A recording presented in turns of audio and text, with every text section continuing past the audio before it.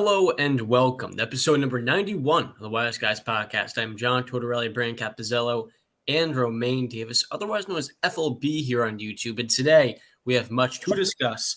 Andrew Wiggins nearing his return soon. The Lakers or Warriors, who is the bigger sleeping giants, but also the playoff team with the most pressure? Should the Mavericks extend Kyrie Irving or move on from him?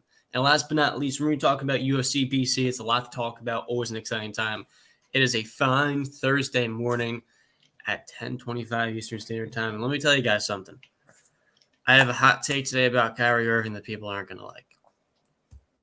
I probably will like it. I'm not going to lie. Ignore my hair and my beard. Leave me alone. I have to get a haircut today.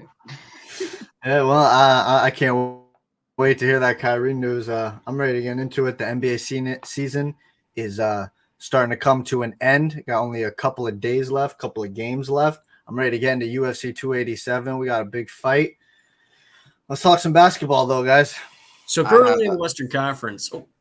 I have a slate of videos on some of those playoff contenders, and the more I look at the list, the more I'm just like, Jesus Christ, Milwaukee got this shit in the bag. So are you one of those people that doesn't put too much stock into the regular season? Yes and no. I put too much stock in play style, play scheme, different rotations that you played, and how you may match up. But outside of that, if you say you beat the Bucks 2 times or something in the regular season, I don't take that into consideration. A Wednesday night game where you play the Bucks once and never see them for another month is different than you're seeing them back to back to back for a max of full 7 games is completely different. Like the Heat beat Boston twice this year. We're not doing that shit. We're not doing that shit in the playoffs if we see them. Like I put it in the sense that I put stock into it an overall scheming of your team and seeing to the heights of what your players can do. But I don't really put too much stock in it when it comes to like how you can win certain matchups in my eyes. Or this is the max potential of your team. Like right now, Denver's the best team in the West by record wise. We all know they're not the best team roster wise. At least I think we all know that. And we see every year. I mean, the Knicks this year 3-1 versus the Celtics. 2 years ago, they beat the Hawks in every single game. The Hawks beat them in 5. And I remember back in 2019, the Thunder beat the Trailblazers 4-0 in the regular season. Playoffs come around and Damian Lillard wipes them out the water. So I've never been one to really put too much stock in the regular season. I feel like the playoff crucible is a different animal. 2014 Heat versus Brooklyn. They beat us all 4 times in the regular season. They got beat 4-1 in the playoffs, and the one game they won was a complete fluke.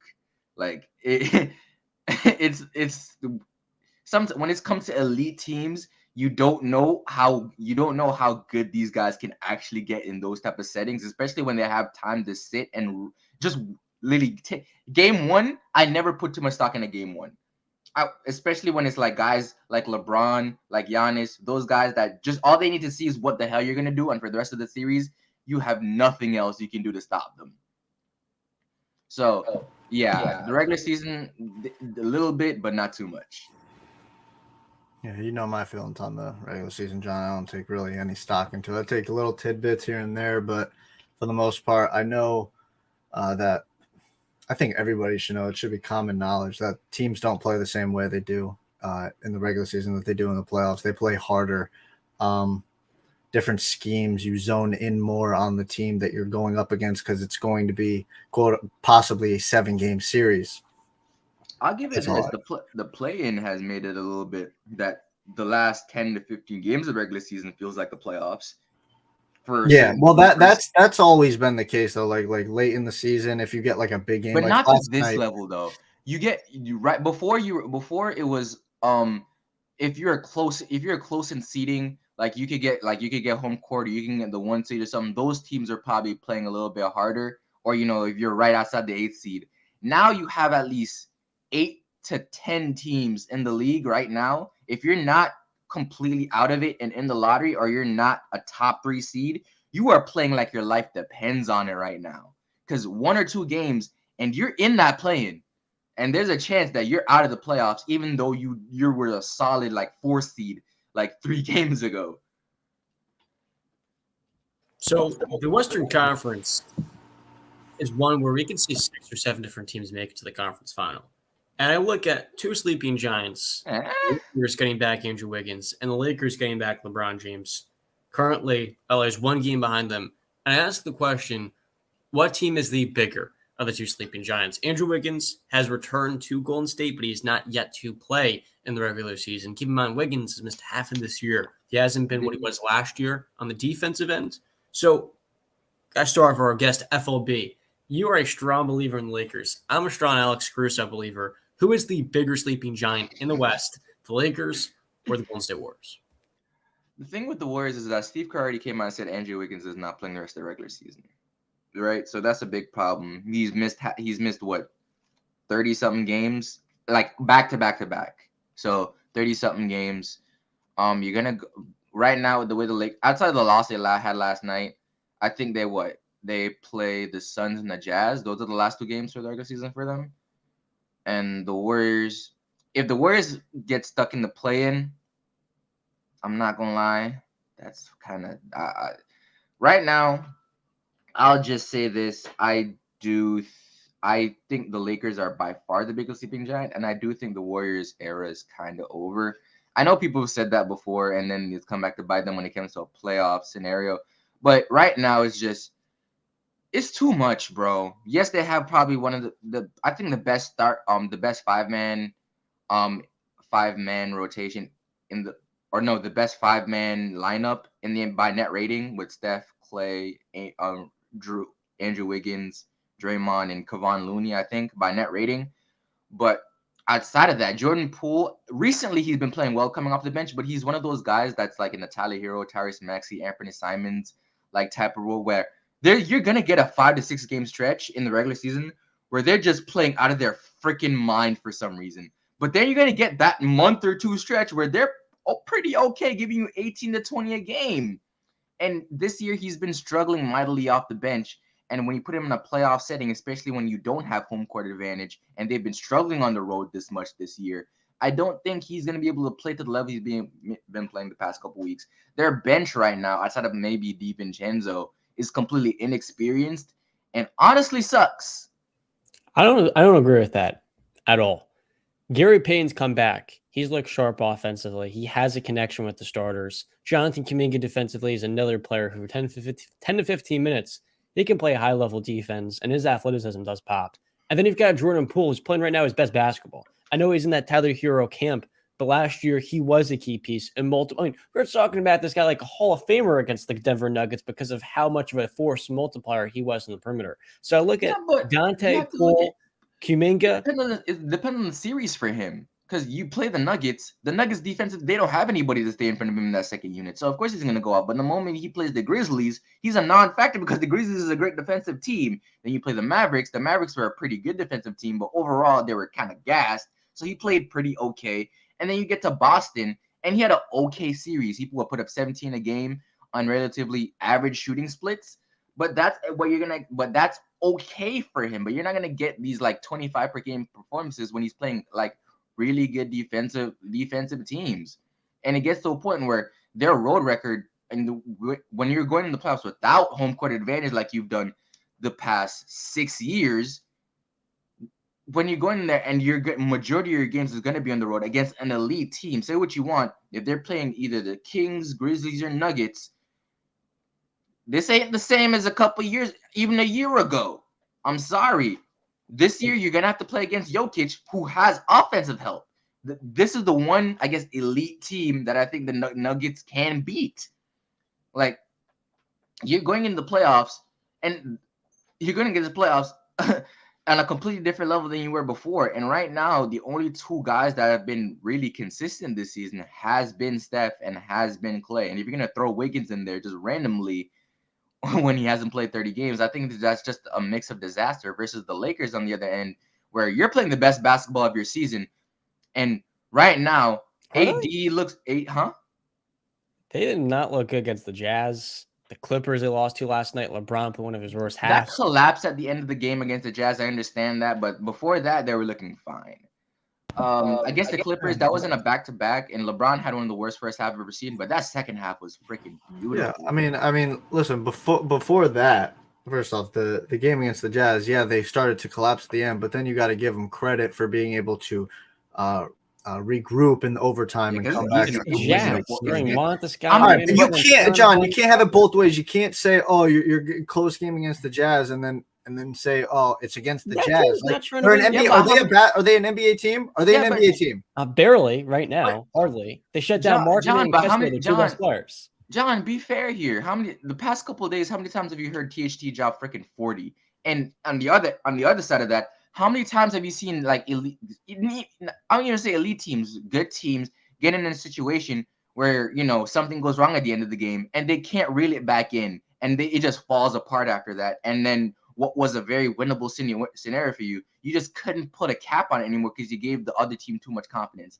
We've seen that happen time and time again. You have to give credit for realizing, hey, yo, we let go of the rope a little bit. Let's reel this shit back in and put this team away. Kelly Olynyk went 4 for 4 from 3. And a banker. Come on. Daniel Jones had to hit 3 threes in the second half to keep them in here. We have to realize there's things that had to happen for this game to get close. Come on. The Jazz's starting lineup was Taylor Horton-Tucker, Ochai Agbaji, Udoka Azubuike, who I kind of forgot was in the league, Luka Samanic, and Kelly Olynyk. John, you're literally giving us the reason of why the regular season does sometimes not mean much. These things happen. There's 82 games in the season. You're bound to have a bad quarter, half, stretch, game. The best thing is they won. They didn't lose. And then you saw last night, they came back, played a back-to-back. That was first time AD played a back-to-back since November, I believe. LeBron played the back-to-back. Now, right to start off the gate, they had no effort and energy, really. For me, I tweeted out right when the game started, I personally would not have played LeBron and AD in that game. I would have played D'Lo because he didn't play the overtime, and he's missed a couple of games, and I want him to get a little bit more back in the game shape. But LeBron and AD, I would have sat them for that game and said, all right. Both played great. Yeah, and then I would have sat them, and I would have said, all right, we're looking straight at the Phoenix and the Jazz to end the season. You play those last 2 games, we're going to the playoffs or playing, whatever it is. That's what I would have done. They ended up playing. I think LeBron played 38 minutes. Probably not the best for his foot. And listen, they came up short against the Clippers, who are a good team. They're going to be a playoff team. They're top 4 or 5 seed right now, so they're a good team. For me personally, this is what I'll say, right? Who's the bigger sleeping giant? I think everybody's familiar with the show and watched last episode knows where I am. They're my 5th team in my playoff contenders. It's the Los Angeles Lakers. I said when you got AD and you got LeBron, they're the best duo in the NBA when healthy. Facing any team in the NBA, they're the best duo. With the Warriors, I think if they go up against the Grizzlies, that's going to be a much tougher matchup for them. They're hoping and banking on getting the Kings. 1, because of the inexperience. 2, because defensively they know that they can take advantage of them. So it's going to be an offensive shootout. God that they get the Kings. It's going to be an offensive shootout. So and then for me, the Lakers, I look at and say, I don't care if it's the Grizzlies. I don't care if it's the Kings. I'm confident the Lakers can beat either of those teams. I'm confident they can beat. Well, they're not going to match up with the Suns. I don't think that's going to happen. I don't think they can get the 5th seed anymore. But I'm just. I don't think you want to. Why would you want to face Phoenix in round 1 when you can face the Kings or the Grizzlies? When you look at it, the matchup problems is so hilarious for every single team that they play that they create. It's literally so funny. Like when you look at if they still had Cam Johnson and Mikal Bridges, maybe it'd be a little bit different because at least you still have a little bit more versatility in that end. Mm-hmm. But now with KD, when you put the Lakers up against any single team, it is hilarious. Whenever they play Denver, Jokic always seem to have trouble again. I don't know why, but LeBron seems to always want to be able to guard Jokic in the post for some reason, and he's always done a pretty good job at it. I don't know how. Doesn't have to deal with athleticism. He just. I get that, but that's the sheer size alone. And Jokic has some of the extreme touch, and it just seems out of it whenever like LeBron is back there for some reason. LeBron's not that much smaller than Jokic. And right now, the Lakers are playing their best defensive basketball, and the Nuggets, outside of KCP, have their point of attack defenders aren't that great. I'm not gonna lie. I'm not that high on Aaron Gordon as a point of attack defender anymore after watching some of these scenarios. Bruce Brown has been great offensive this year. Point of attack defender, So right now you have no real rim protection at all. You have AD playing the best basketball of his career, and you have a bunch of shooters around LeBron. That's a perfect scenario to knock any team out of any contention. You go against Phoenix, those matchup problems on the defensive end for them sucks. Right now with how soft Ayton is, I'm not gonna lie. You put LeBron on Ayton, you have AD on KD or Jared Vanderbilt on KD, and you have AD as a roamer playing off somebody like Josh Okogie, who after those couple games where you average 20 has looked completely trash. Like it gets bad, bro. It gets bad when you look at these it genuinely looks like it's a situation where they can come in as a 7th seed and pull some type of like Houston Rockets, Akeem Elijah on Houston Rockets shit. And go to it's the difference finals, between them and the Warriors. So I don't see a path. I don't see a path where the Warriors can like do anything in the playoffs really well. Or if they make it past the first round, I don't see them getting past the second round. Versus the Lakers, this is a genuine conversation of, hey, yo, who can beat them outside of who's coming out of the East? So the Lakers have won 7 of the last 10. The Lakers' new 5-man lineup of D'Lo, Reeves, Vando, V8, is what I like to call him, LeBron, AD, is a plus 27 point differential, which is literally better than the Golden State starting 5, which was the best in the NBA this year. Now, it's a sample of only 100 possessions, and that's kind of the issue here with the Lakers. Both Golden State and Los Angeles have struggled with consistency this year, but we see at the high-end outcome, they can go all the way to the NBA Finals. The issue is coaching.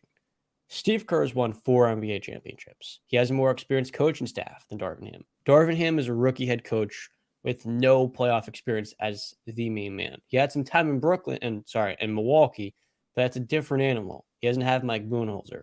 This Lakers team has not been well coached this year. It's not to throw shade at Darvin Ham, but he is inexperienced.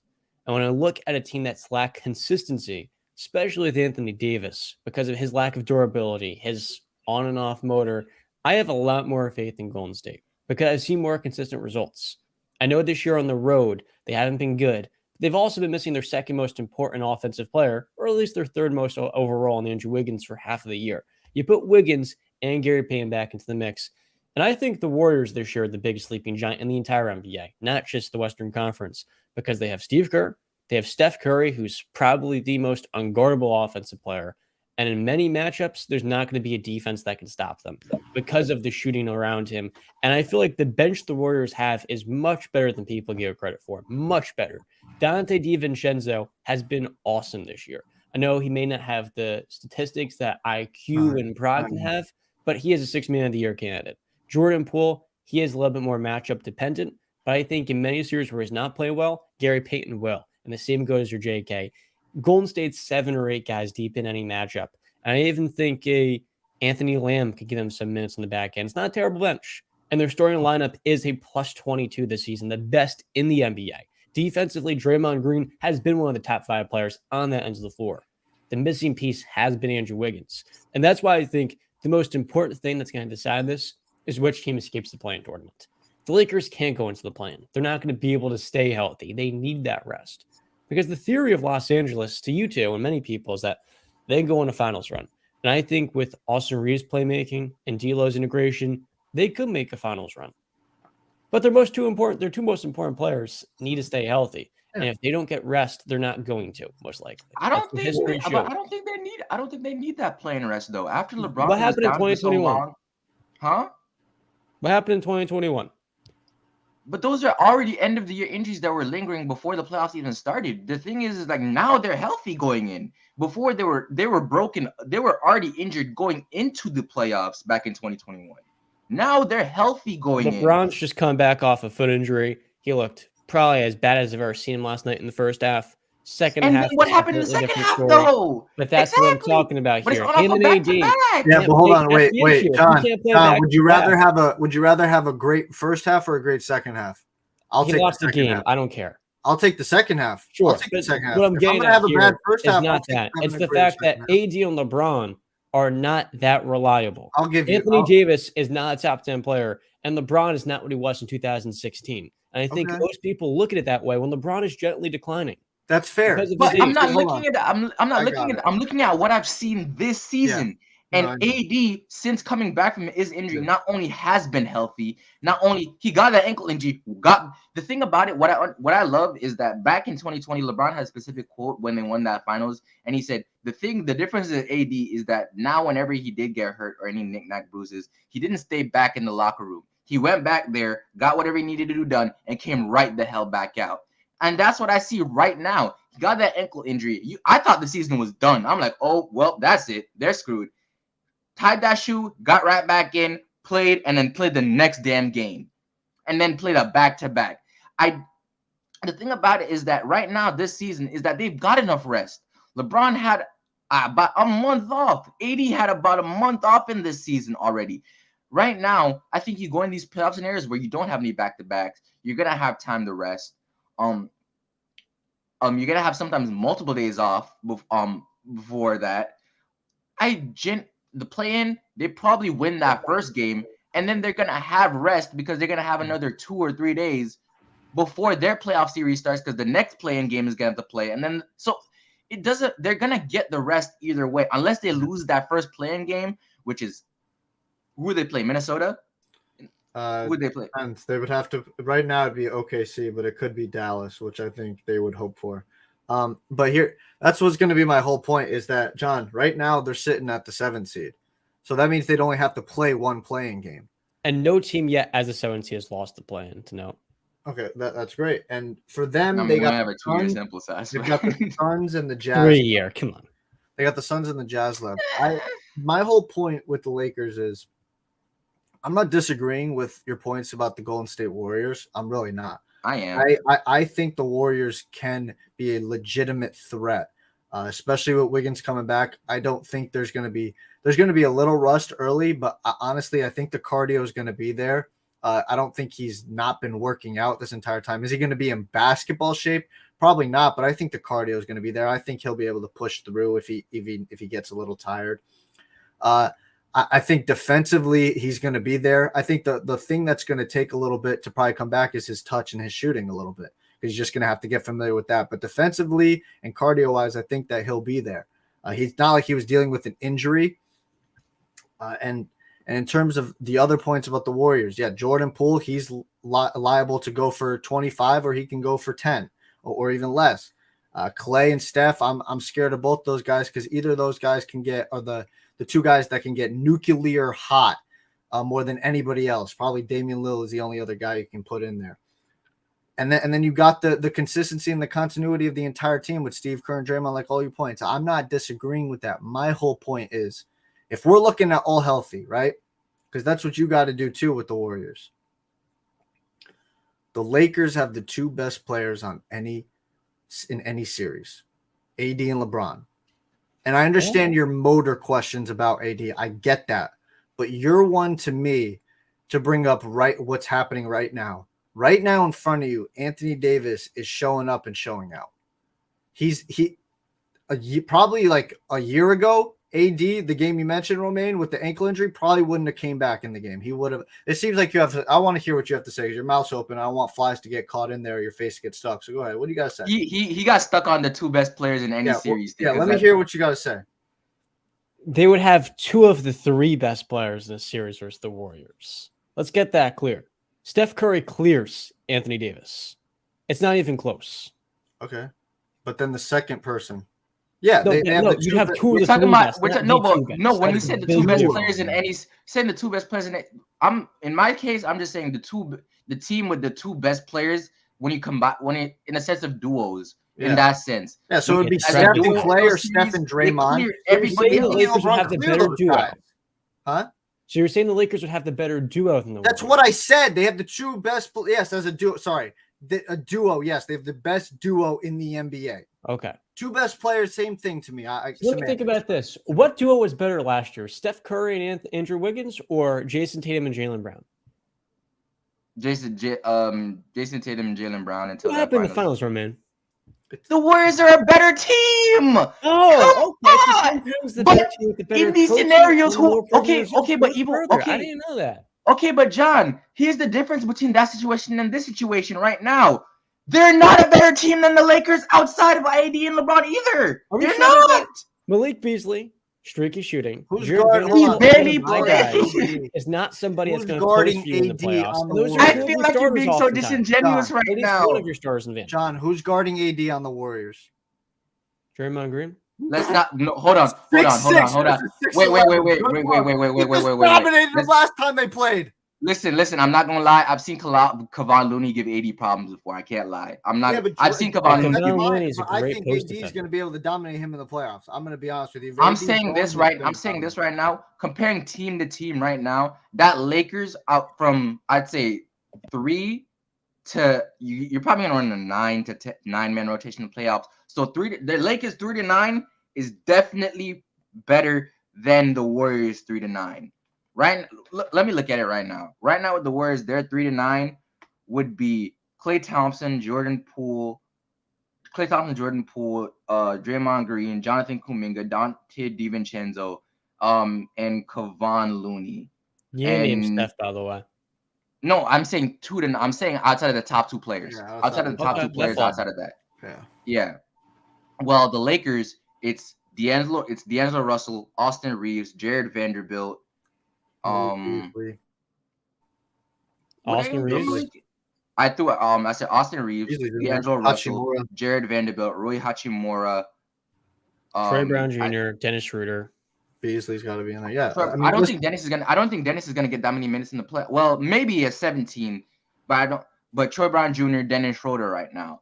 Right now with the way the season is played, especially with Wiggins taking as much of a break as he had, with how right now I'm taking that Lakers 3 to 9 outside that Warriors 3 to 9. Yeah. Listen, I will say this: if the Warriors and Lakers by some miracle match up in the playoffs, which would be, I think, historic, a 6 and a 7 seed, they'd have LeBron versus Steph. Oh my God, that's gonna pull numbers. Finals. I'll say that series goes 7, John. Like, I'll give both teams the respect, but I would favor the Lakers because of LeBron and I'm not AD. giving him respect. I said that shit's over. I don't trust Anthony Davis to hold up in a 7-game series, but I think one really important Fine. thing here is that if you give Wiggins a 7-game series to work in and get in shape, I think he could. But if you're playing a single elimination playing tournament game, it's harder for Wiggins in just 48 minutes of action to maybe come off the bench and work his way in.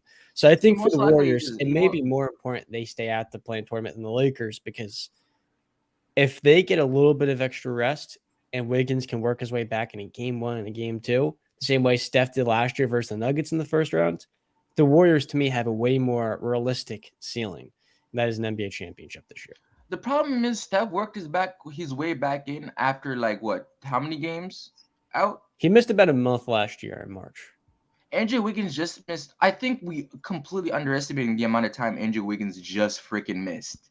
He missed about 3 months. Like, I get it, he wasn't injured, so he didn't have to go through rehab. But right now, to just get back in game and get a feel for everything, it's gonna take you more than like 1 or 2 games. Right now, you're gonna playoff series against the Lakers. If the Warriors would have home court in that situation right now. But the problem with that is that all season long, even before the Lakers made a trade, there were matchup problems for the Warriors, and they were giving them the business. So right now, with a better team and with an even more healthy duo, I'm not gonna look at this playoffs. Even somebody like me that don't put too much stock in the regular season, I'm gonna put some stock in your rotations, what you do around that time, and certain matchups. This is a matchup you put a little bit of stock in, because the entire season we've never seen either of these two teams at 100% for too long. Right now, these two teams right now put it together, there's one that's clearly better in my sense, in my opinion. One that's clearly better and one that's able to get it done a little bit more consistently, both on the road and at home. The Warriors just hasn't proved that they can get shit done when they're not at home. And right now, they're 3 to 9. Just one part of their duo hasn't played in 2 months, and their 3 to 9 just has been so inconsistent this season that it's laughable. So you're putting more stock into Darvin Ham than Steve Kerr, who has made the finals every single season. His team has had Steph Curry. The problem with coaches is that you're gonna need What coach? You're not gonna be a need? great coach unless you have a great team behind you. Steve Kerr doesn't have a great team right now. He has a good one. I'll give the Warriors that they're still a good team, but they're not to the same level they were before. This is the same exact starting lineup that won a championship and didn't go to a single Game 7 a year And it's ago. the same starting The lineup that's starting lineup 9-30 on the dominated road. the best team, the best defense in the NBA Finals, and made them look like chumps. The Boston Celtics. The same But this team is that the has a same competitive team that's resolve, 9-30 on the road right now. the proven results, and the defending champion. Credit to their name. Yeah, The Lakers 100%. aren't defending champs. No, they're not. I'm giving you Romaine's the one fighting you on it. I'm giving you the closest on it, but I just Because I'm not one of those guys and be like, oh, you're a defending champ, so I'm gonna give you your respect this year. If you're not showing me that this year you can do what you did a year before, I'm not gonna sit here and be like, okay, I'm gonna throw it at you. I'm gonna give you the benefit of the doubt. No, you haven't shown me that you can do this yet. I'm The not gonna Warriors keep were throwing under you. 500 last year post All-Star break. And what happened when they got healthy in the playoffs? Bad shit. yeah, Bad and, what yeah, happens for the rest of the yeah. NBA. And that's what I'm saying. I respect both of your guys' points. I really do. I see both They of were them. under 500 because Steph missed like 20-something games earlier in that year, and then missed another 20-something games before the problem with that is Steph was healthy for a very large majority of the first half of the season, and they still sucked. And Steph's been much better this year. Exactly. They were healthy at the beginning. They were pretty healthy at the beginning of the season, and they still sucked. This year? Yes. Well, I mean, it's October basketball to win a championship. Oh, come on, Not, my friend. Come on now. Mr. Regular Season Basketball, John Tortorelli saying Basketball is a marathon, not a sprint. I get it. You can use last year and say they were under 500, but you're gonna miss the fact that Steph missed so much time with the reason why they went under 500. But then you're gonna turn it around and wait. Oh my God! Never mind. This season, yeah, they suck, so they can turn it up in the playoffs. But you're missing the fact that this time they weren't under 5. They were under 500, or they were close to 500, while still being healthy. This year, they haven't shown you that they can. This year, they in the second half of the season, not the first half, they were pretty good. They were healthier in the first half, but like I was saying, that basketball doesn't matter to you after you won your 4th championship in 8 seasons. So that's all it comes down to. You got to look at the playoffs. You've been fooled once. You're a Jimmy Butler fan. I think you of all people would know when it's time to not sleep on somebody because you can never sleep. I'm a Jimmy Butler fan. Even I know. Out the heart of Here's the thing, John. Here's the thing. I'm a Jimmy Butler fan too, and I understand he's going to turn in the playoffs. I still have us coming out getting bounced in the first round. You want to know why? Because we're playing a better team.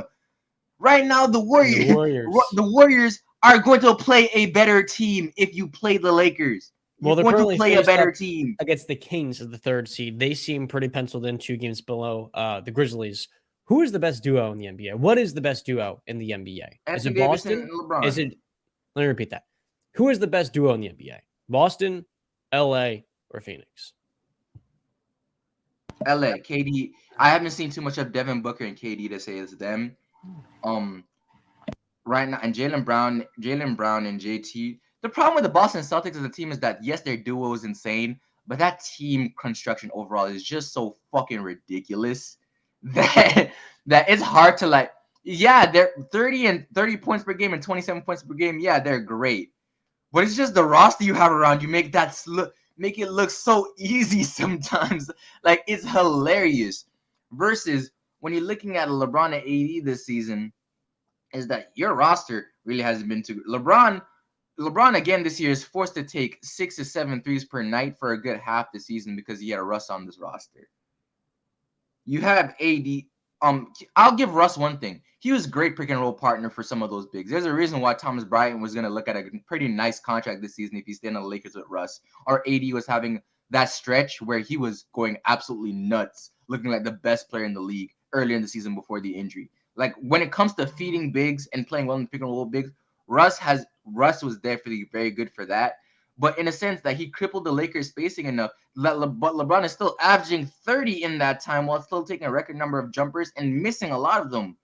Like, so when I look at duos, when I look at the most accomplished duos right now, that 2021 Lakers team, if they didn't get injured, I have them winning another championship.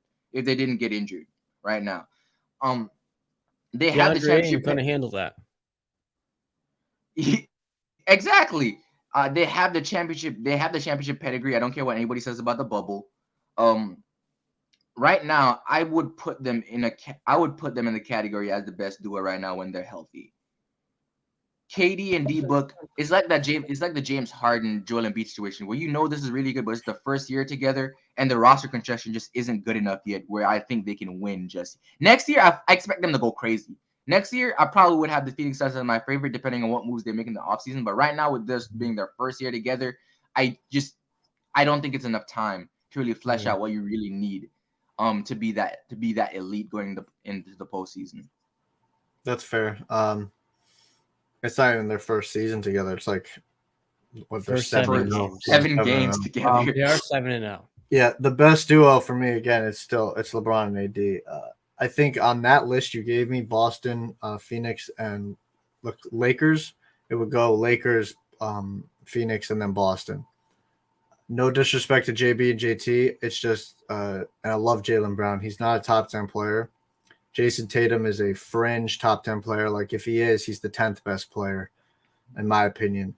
And then for LeBron, for LeBron and AD, LeBron to me is still a top 5 player in this world.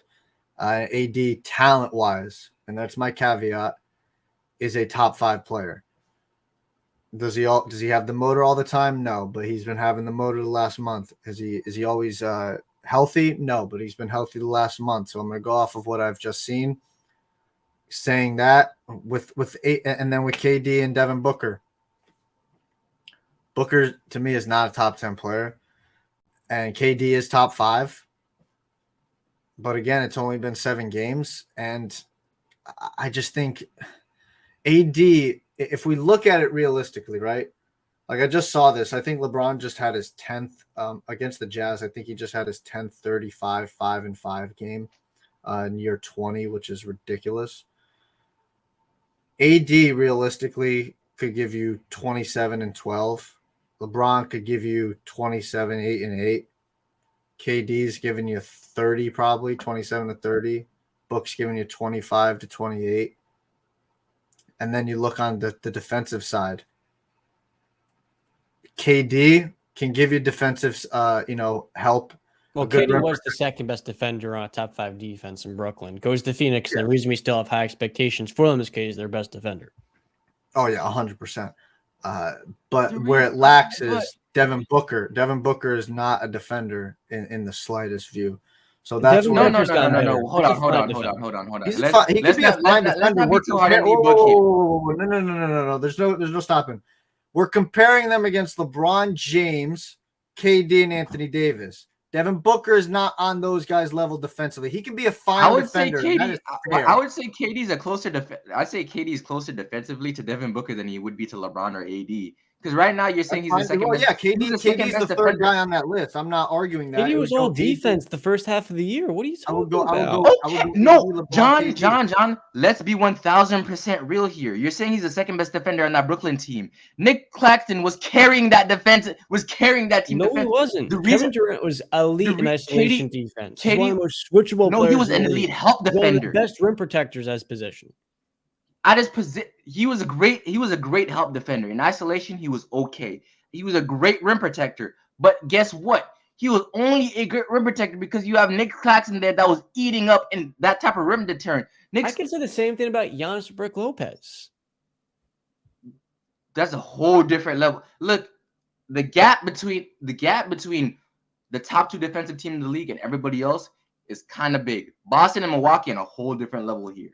No, Cleveland, I think, is up there personally. Oh, yeah. Evan Mobley and Jared Allen is pretty. Yeah, okay. Top 3. The top 3 defensive teams. I'm not even going to throw Memphis in there right now because they don't have Steven Adams. So, top 3 defensive teams versus everybody else, there's a very clear, pretty nice sized gap. So, right now, that Brooklyn team in that situation, yes, they may have been the second or third or fourth best defense in the league. But realistically, they weren't on that specific level. And right now with KD, the thing about it is that the block numbers look great, but when you watch, I've watched those Phoenix games defensively right now. Him and Ayton are gonna get eaten alive. I'm sorry. And if you're gonna expect KD right now to put in that much effort, both on the offensive and defensive end for a full series against either a Lakers or any one of those teams, it's gonna be tough for you. It really is going to be, especially since you're going to have to make up for some of the shit that's going to happen with CP3 because his legs are cooked. I've tried to tell people Chris Paul is getting close to the cooked label. No, he is cooked. He's still a good passer and I guess a spot up shooter, but he has no more of that burst to get to that mid-range jumper anymore. He barely, I think over this season, there's a stat of 15 shots at the rim this season overall. That's crazy. So really, my best duo in the regular season is far and away the Celtics. Availability in the regular season is paramount, and their production, their defensive versatility, I give them the edge. And the playoff crucible is where I come to a couple of different groups. To me, though, it would be Kevin Durant and Devin Booker, because I think in a playoff series, in today's day and age where a lot of drop back bigs just can't hand and pick and roll, D-Book has never had a player at the level of Kevin Durant. Now that he's a number 2, as a guy that led a team to the finals 2 years ago, I just say to myself, man, Kevin Durant hasn't had a number 2 as reliable as D-Book either. Kyrie was not that reliable. Since Steph Curry, I think that duo in the playoff crucible is the best in the NBA. So it's in the eye of the beholder here, what you're valuing more between the two. That's categories. A little sneaky there, talking about D-Book leading the team to the finals and not talking about what the hell had to happen for that even to actually happen. Yeah, no, but they were up 2-0. You know, Chris Paul, one of his best skills is blowing 2-0 leads, of course, but they were up against Milwaukee, and that was relatively. Milwaukee shouldn't have been there either. The thing. Part of the DeAndre Ayton thing where I think he's overrated is that I look at that series versus the Bucks, and I mean, Yanez just shred him time in and time out. And I think that was the bigger culprit of the Suns just losing 4 straight games. Along with Devin Booker, of course, getting punished straitjacket by Drew Holiday, but Booker still had massive. It wasn't even that big of a straitjacket because he still had 2 back-to-back 40s. He had 2 back-to-back 40s. It wasn't even that big of a straitjacket. Yeah, I know. But at the end of the game, yeah, I'm not gonna lie. At the end, and then the biggest moment, Devin Booker's getting that ball yanked out of him. And so for me, I look at that. Chris Paul's now is kind of the number 3, sort of. I think he'll get benched in the playoffs. I really do think that the Suns have the best duo. You're saying Cameron Payne is going to get Chris Paul's minutes? I'm saying one of their ways that offers versatility on defense, because you can have Devin Booker play point guard. That's the 3rd shot you've taken at Chris Paul, and it's unbelievably disrespectful. Let me just remind you of something, John. Devin Booker wouldn't be in his position right now or looked at the way he is looked at right now if it not for Chris Paul. You understand that, right? No, do you understand that? I think I'm sorry, Romaine. Sorry, I'm talking directly. They got Ricky Rubio. Do you understand the words that are coming out of my mouth? If Devin Booker never got Chris Paul, he would not be looked at the way he's looked at right now. Do you understand those words? I mean, his point guard before him was Isaiah Cannon and Ricky Rubio. That means Jack Diddley squat, because Chris Paul had an OKC Thunder team that was meant to be in the lottery pick and made the freaking playoffs. What are we talking here? What are we talking? The guy that blows 2-0 leads, the 6-foot guard that is playing in a league of giants, took a young, inexperienced team that was meant to be in the lottery to the playoffs, and you're over here talking Devin Booker, the guy that dropped 70, can't lead a team? Interesting. So again, I'll ask you, you understand Devin Booker, the way you're talking about him right now, would not be the way you're talking about him if not for Chris freaking Paul. I'm a Suns fan. I saw years of much worse point guard. I think it's a little bit. You're not a Suns fan. You're not a Suns fan. CP has blown 5 2-0 leads. 5 of those.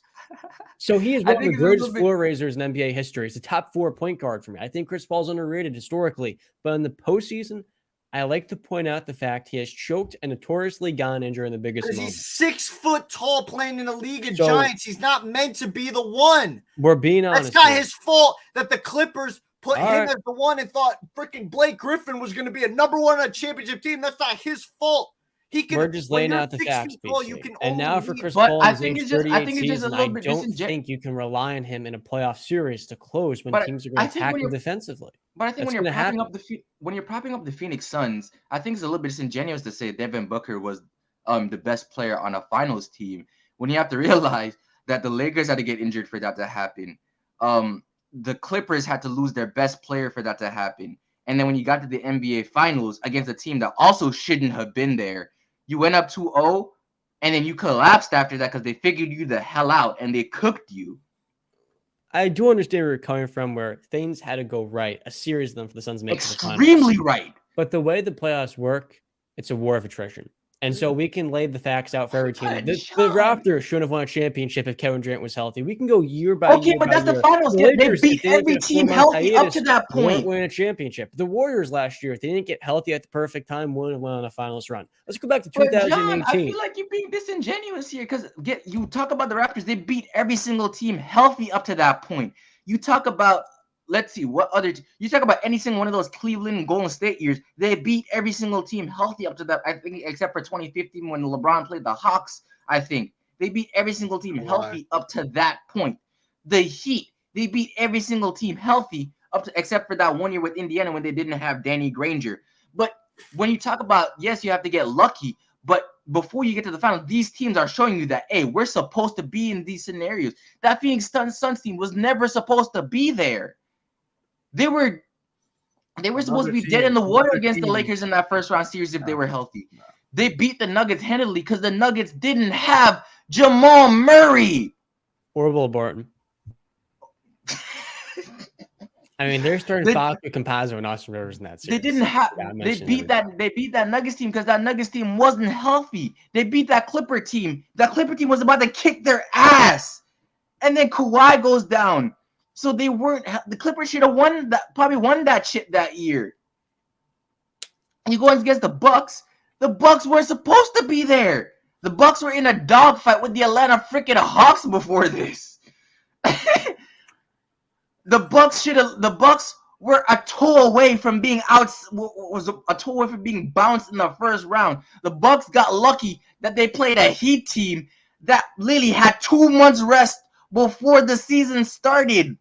Like come on. I get it. The Bucks are a championship. The Suns made it to the finals, but let's not act like that year doesn't have a gigantic little nice asterisk next to it that says, "Hey, yo, y'all both got extremely freaking lucky that you're here right now."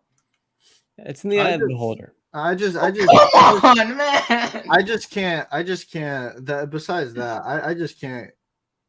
I can't get over the Chris Paul. Like in one breath, you say like this, and then that, but like you don't look at the context of like was he ever supposed? Like, did Charlotte do a good job building around him? No. When he went to the Clippers, he was supposed to be the number one guy.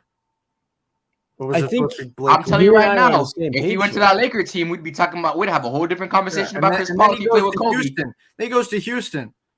You mean the first time James Harden hamstring away from being an NBA champion? A hamstring away. We don't like what happened once Chris Paul left that team. We're all aware. And then he went to OKC. Go ahead.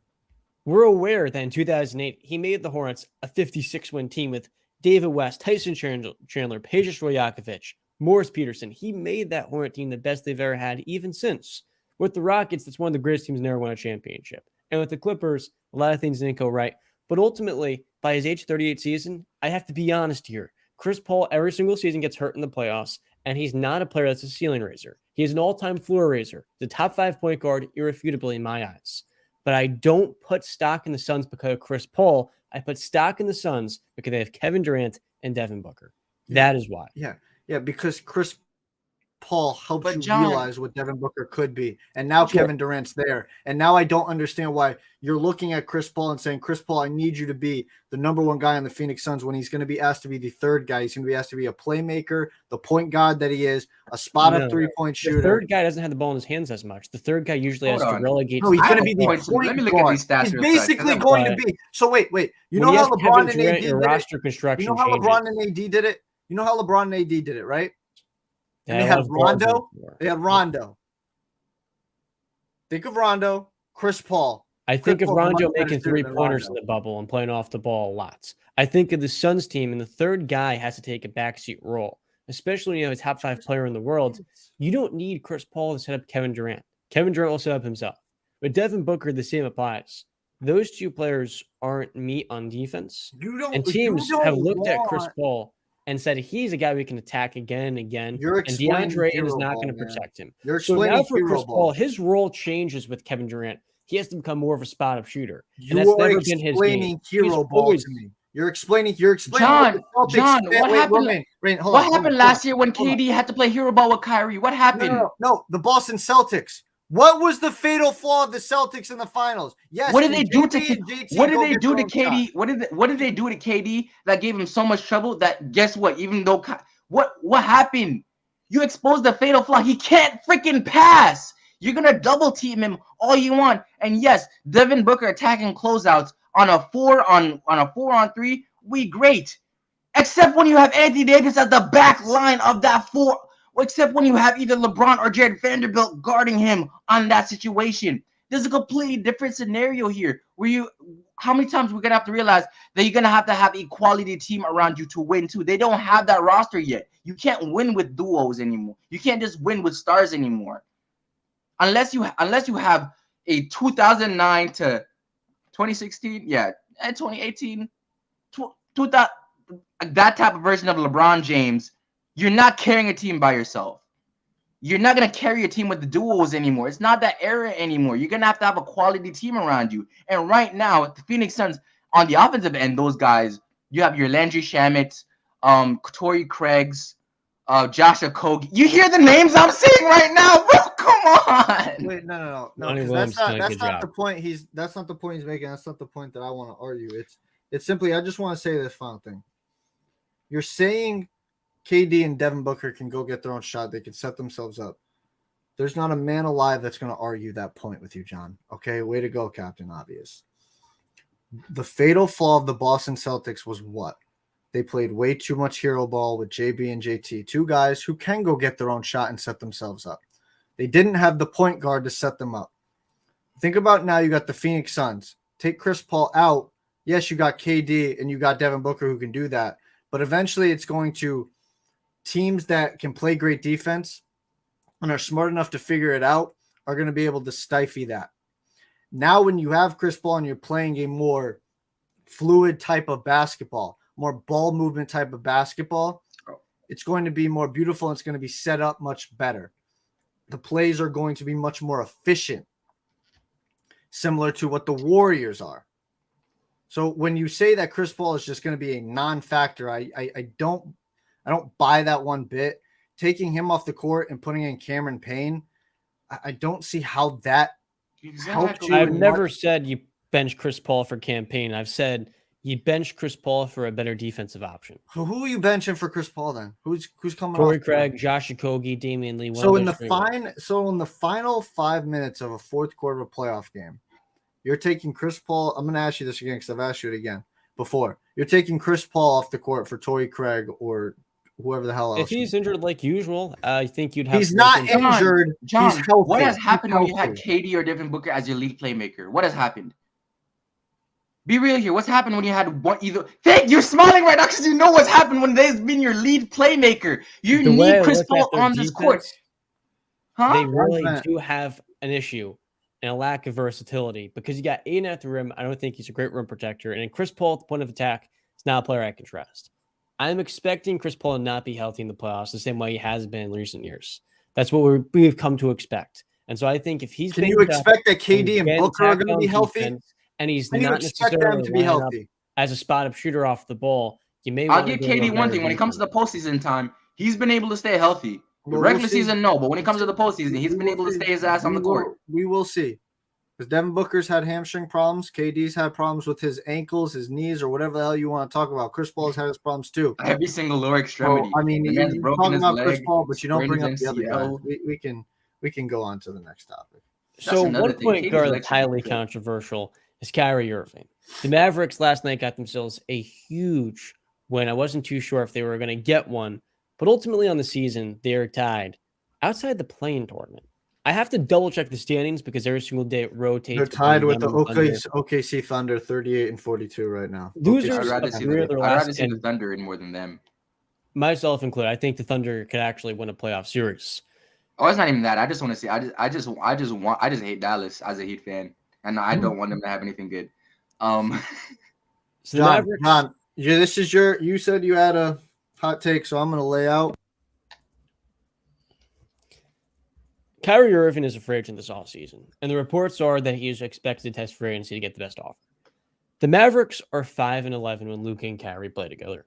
They've lost 7 of their last 10 games. They're currently 38-42 on the season.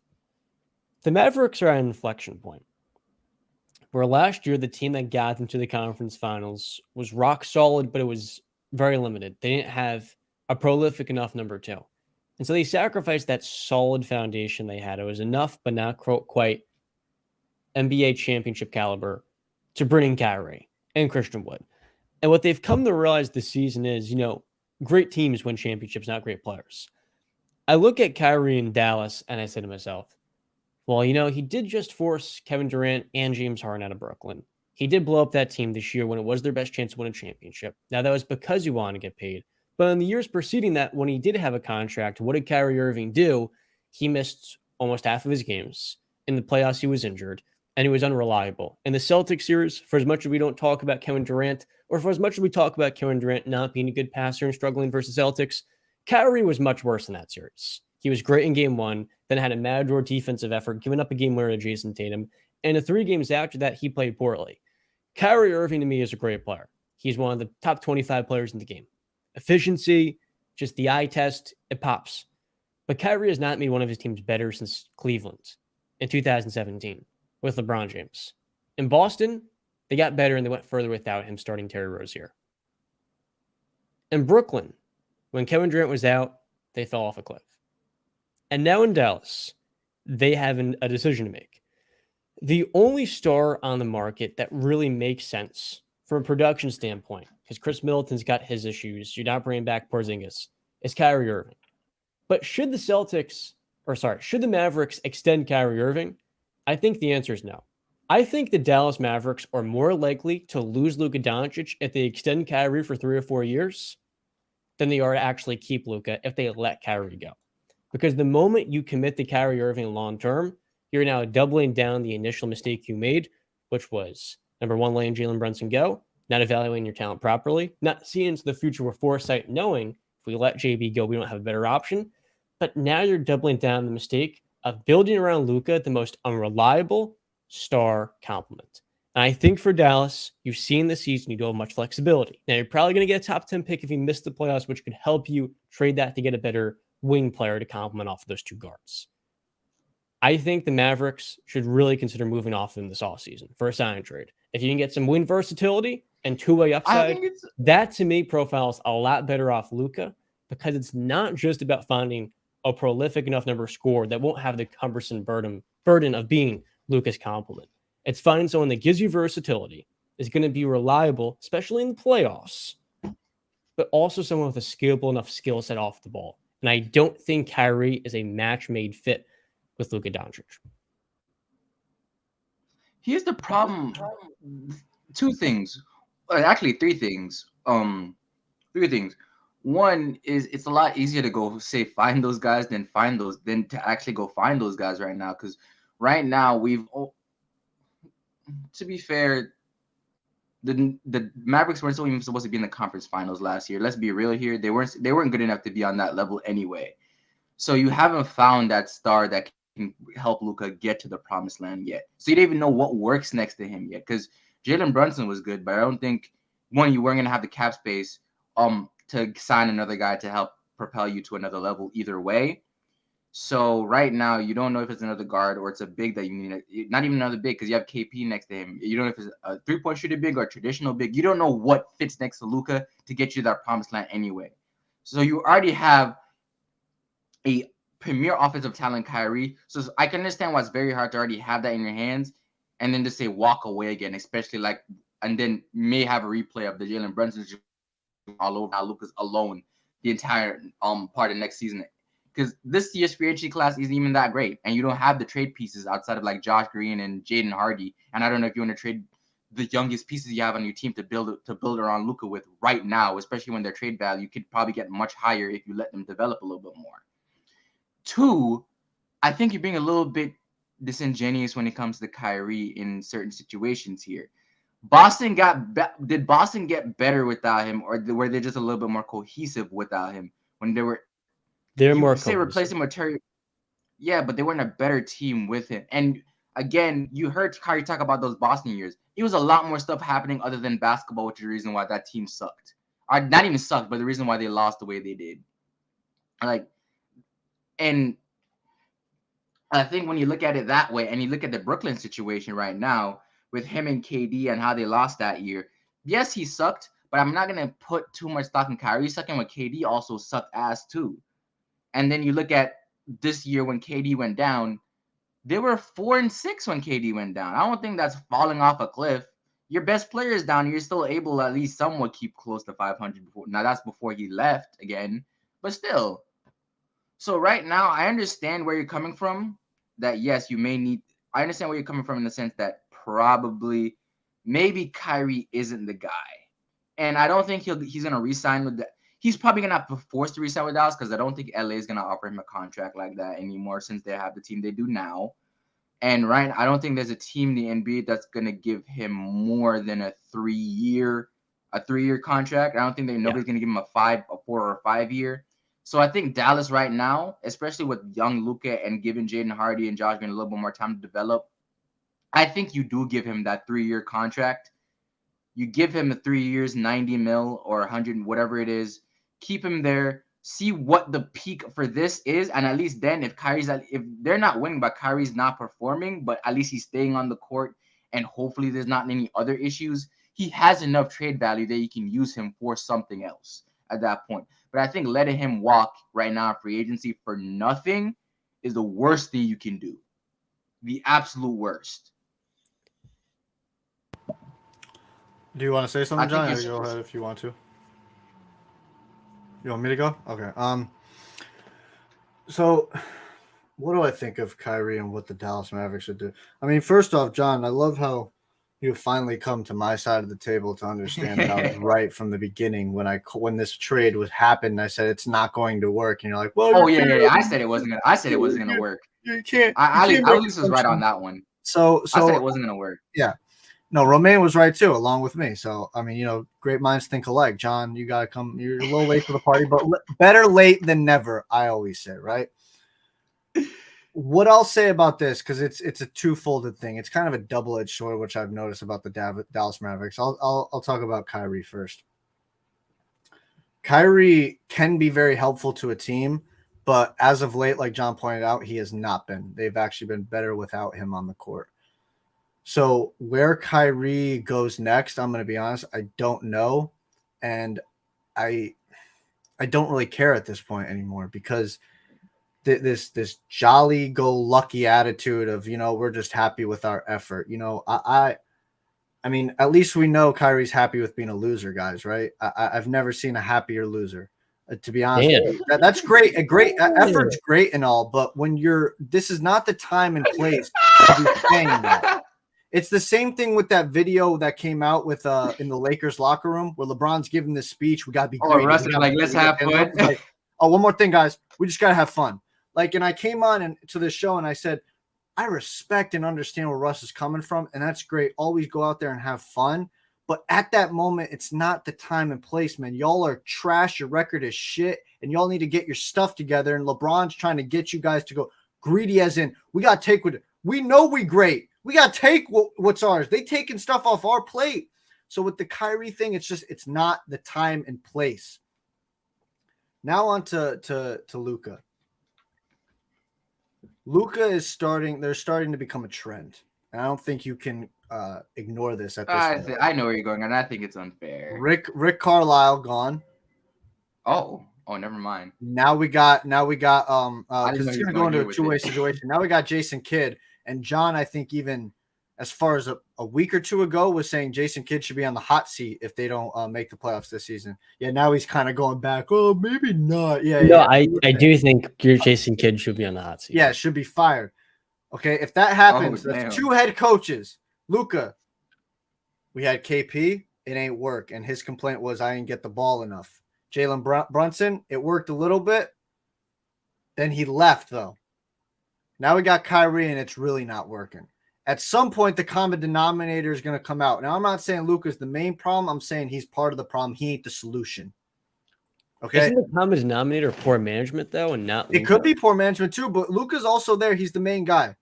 I'm kind of starting to look at Luka in insane talent. I'm not saying he's not a top 10 player in the world, because he is. He is freaking God-gifted ability without the athleticism too, which kind of makes it even more impressive. You know what's crazy? You know what's crazy about that is that he has some underrated athleticism too. He can get up. He has a 39-inch vertical. I didn't know that. Yeah, but for 39? the most Really? part, Yes. for the most part, he's not looked at as an athletic prowess. He uses more of his brain to beat you. But I'm starting to look at him more as a James Harden type, where in Houston, can you be effective without the ball? Are you good on defense? So really, all you're bringing to the table is you need the ball in your hand prominently. Everything has to run through you. I don't think that's a success for a championship team, if I'm going to be honest with you. I do agree with you on the point where Luka off the ball has a good amount of work to do. He doesn't have that pop LeBron does where he can just dive to the rim and it's such an impact play without it and his hands going downhill. But first off, they treated Kristaps Porzingis because they didn't want to extend him. They knew where it was going, where Kristaps had just gotten hurt again. And while there were some concerns, he didn't like gain lack of touches, and that was frustrating. He was a great rim protector for them. It was just, who wants to give Kristaps Porzingis, a 7'3" player with a lengthy injury history, a 3-year extension, which he's going to be due in a year? Now that's the Wizards' problem. Those fools are probably going to pay him out the wazoo, and they're going to be stuck to that deteriorating asset. Jalen Brunson fit well off of Luka, and Luka, while he wasn't playing off of Brunson, was helping Jalen Brunson get better off the ball. I think the issue is that they let Brunson go, and then that's where the coaches, Rick Carlisle, wanted to leave because there were a couple of different clashes going on within the organization. With Jason Kidd, I don't think that's the Luka problem as much as it is Jason Kidd was brought in to maximize Luka, and I don't think he's done a good job at that. JaVale McGee, who they signed on the mid-level exception, he was given a promise to be in the rotation. He's given them nothing this year. And JaVale McGee a year ago with Monty Williams was huge for the Suns. The problem with it is, the thing with Len Jaden, but the thing with Mavs is that they've just been so freaking stuck with some of this, because you let Jalen Brunson walk, yes, but the problem with that is that even if you re-signed him, you're gonna come back with the same team next year, or even worse team next year. I agree with that. I agree with your point. So now, you have no way. Just so much. Yeah, you capped your ceiling off no matter if you signed him or not. You knew what was gonna happen. Yeah. There's no real way to actually think. And I guess people can be like, you made the conference finals, sign him back. You're not getting back there again because you got lucky in Phoenix. I'm not gonna lie. You got lucky that Phoenix was the team that you played that was that good. But it just overall, the Mavs are just a little stuck. Mavs just are a little stuck. Oh, give me a second, please. I think they are stuck too because their first round pick this year is top 10 protected. But ultimately for Dallas, the question is, how do you find the wins you've lost in DFS? And I don't know how you can get that through the draft when a lot of these top 10 picks are 19 and 20-year-olds. And because of how great Luka is at 24 years old, his timeline is to win now. It's been that way for 4 years. And that's the LeBron effect. This is the 1 year getting that lottery pick. But it's going to be the 10th, 9th selection. There's not going to be an A-level asset that can be flipped into an elite level role player, usually. And so I look at the Dallas Mavericks. Mark Cuban saying we want to extend Kyrie long term, but he's not going to negotiate with the media asking him for how long. I think that's the final domino. The moment you extend Kyrie is the moment you sign yourself up to the ultimate death warrant. We've lost Luka Doncic. The moment you sign him, you don't know when or how he's going to miss time, but you know it's coming. And I think that right there, if anything's going to frustrate Luka Doncic, it would be Kyrie Irving being AFK. And whether it's a playoff series because he's injured or just a crucial part of the regular season where maybe Luka's down and Kyrie's not holding the throne. They actually are 3-1 so far without Luka when Kyrie's playing. That's a 4-game sample size. We saw for years in Brooklyn, Kyrie couldn't lead the mantle, even for a smaller stretch as the number 1, because his play style is more of a number 2 where he can work off another star. So I'm really concerned here for Dallas. I would like to look at the options of a sign and trade. Like, what if we can get Fred VanVleet and Gary Trent for Kyrie Irving? I would strongly consider that because that's two starters that have been on high-level playoff teams. For Fred VanVleet, I think he would be an amazing fit. quite frankly, because of his defensive versatility. Kyrie's not going to Toronto, John. Come on. But if they're willing to offer him a 3-year contract, He's not going to Toronto. Yeah, I agree. That's the issue here. He's probably his places. I'm just throwing him out there. Lakers, Clippers, Miami probably is going to be in the folds. I think that's kind of All it. right. Maybe if you could give me another name for team, I think that's pretty much it. That's going to be in contention for Kyrie. It really just depends where Kyrie's going to go because, like you said, he's free, right? He's totally free to go wherever he pleases. Yeah, so he's going to make. Sorry, I didn't get my full thing off because my mom called me for a second. But the whole thing with the Kyrie situation and Dallas situation is that you are already strapped as it is. Oh my gosh, he's calling me again. Jesus Christ. Hello. It's all right. No, like I was saying with it's. I don't know where he's going to go. I'm trying to. He's going to Dallas. That's where he's going. They're going to extend him for 3 or 4 years. I would expect it to be $95 million for 3 years. No team's offering him a 4th year. He's going to stay in Dallas, but he doesn't fit Luka's timeline either. Luka's 24. He's on the wrong side of 30.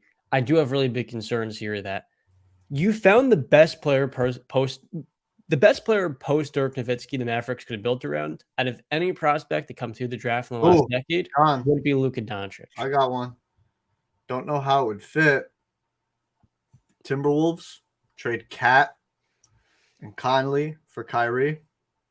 Karl Anthony Towns and Luka Doncic together offensively would be a nightmare. And then Minnesota, you got Rudy Gobert and Ant Edwards and Kyrie. I've always felt like the Timberwolves need to open up a new pathway. The moment they acquired Rudy Gobert, if I'm Minnesota, I would consider doing that. It's just that Kyrie is 5 years older than Cat. I understand. I'm not gonna lie to you.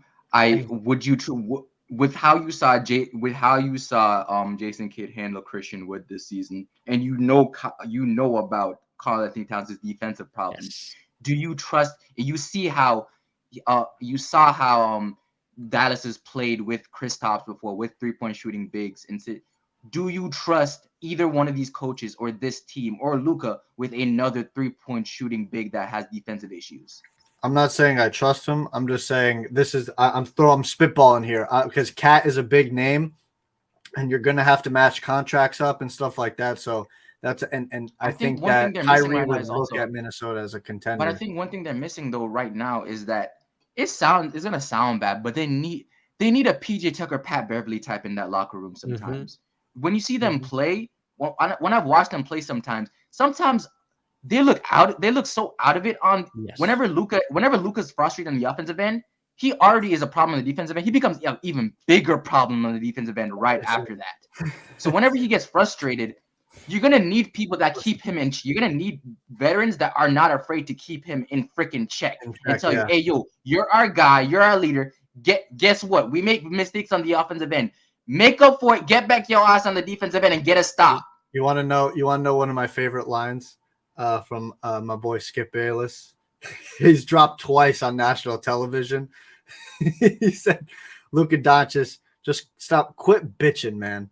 So, and that's exactly it. Yeah. His body language is some of the worst I've ever seen in my life. Luka is a phenomenal player, but his defense and his energy have led to their downfall. In that every call. Yeah. You can't complain. And the thing is about it is like I've seen him play high level. The thing about it is that it's not that Luka's not. I've seen Luka play really good defense before. Like I've said, he has a little bit under athleticism. His feet isn't insanely quick, but they're quick enough that he can stay in front of a majority of players if they're not guards. He has a strong enough body that you can knock guards off their point of drive. He has really nice hands, so he can strip you. He can get his hands in there. He can get in the passing lanes. He just doesn't put in the freaking effort. The guy has the IQ linebacker at 6'8". And people try to put in he's averaging 30, this and this. You can't expect him to play deep. Then if you still have to average 30 and not play defense when you have Christian Wood and Kyrie on your team as offensive help, you just don't care about defense at that point. It's not that you don't have the energy to. You just don't want to play defense. And I hear he had the excuse that he's played basketball year-round for his national team and shit like that. At that point, then you have to make a decision on what matters more to you. If you need the rest to be able to play to this level, you have to make a decision of, hey, do I want to go? What is this team with Lithuania, right? No, it's I don't Serbia. want to. I don't. No, Huh? no, John. No, yeah, Serbia Serbia's is Jokic. I think it's. Serbia- I th- It's He's Croatia. Slovenian. Slovenia, He's Slovenia, right? Oh, that's He's me, Slovenia. Paisan. Slovenia with My Dragic. Paisano. Yeah, He's my Slovenia with Dragic. Paisano. My bad. It's me, Paisan. Yeah. Yes. So you have to make a They're all in the decision on Balkans, got confused. whether this NBA team that's paying you $250 or $200 million versus your national team. You can have your pride all you want, but give them a year of you being completely all in on this team, playing high level on both ends, and see what happens.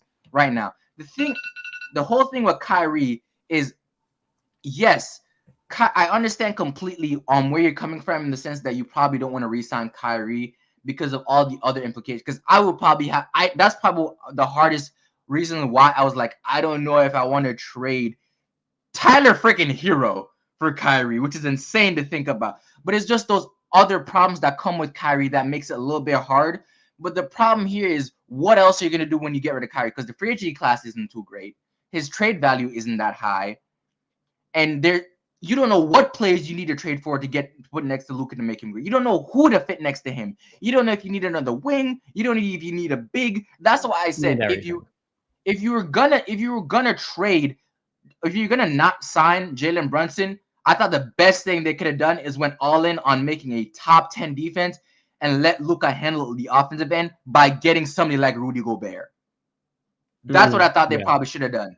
But they didn't. They went ahead they tried to double down on the offensive end with Christian Wood, but now your defense is such a freaking shit show that it doesn't even matter that you're that elite on the offensive end. Right now, I thought that if you went right now, if they decided that, hey, okay, fine, we won't re-sign Kyrie. We're not right now. I thought the past option, we're not gonna re-sign Brunson, but guess what? We're gonna trade for Rudy Gobert.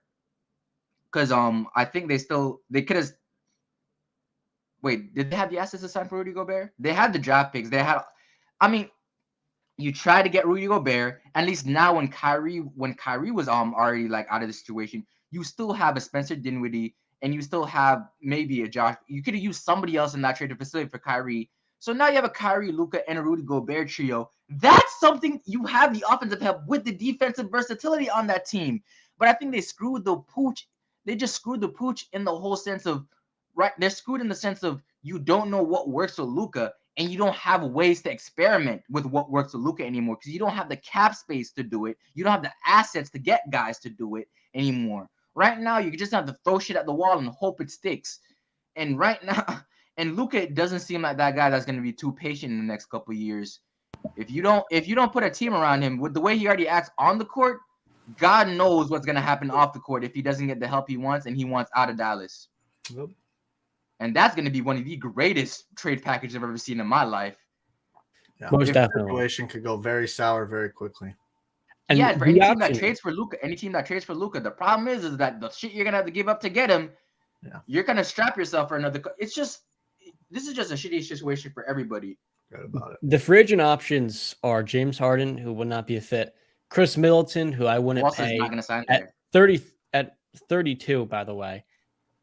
Kyrie and Kristaps, D'Lo, Kevin Love, who's just bought out recently, Nikola Vucevic, Draymond Green, by the way. Draymond would be a very interesting fit with Luka defensively. Fred VanVleet, Jeremy Grant, who has had one of his best season, and then lastly, some role players like Gary Trent, Malik Beasley, and Harrison Barnes.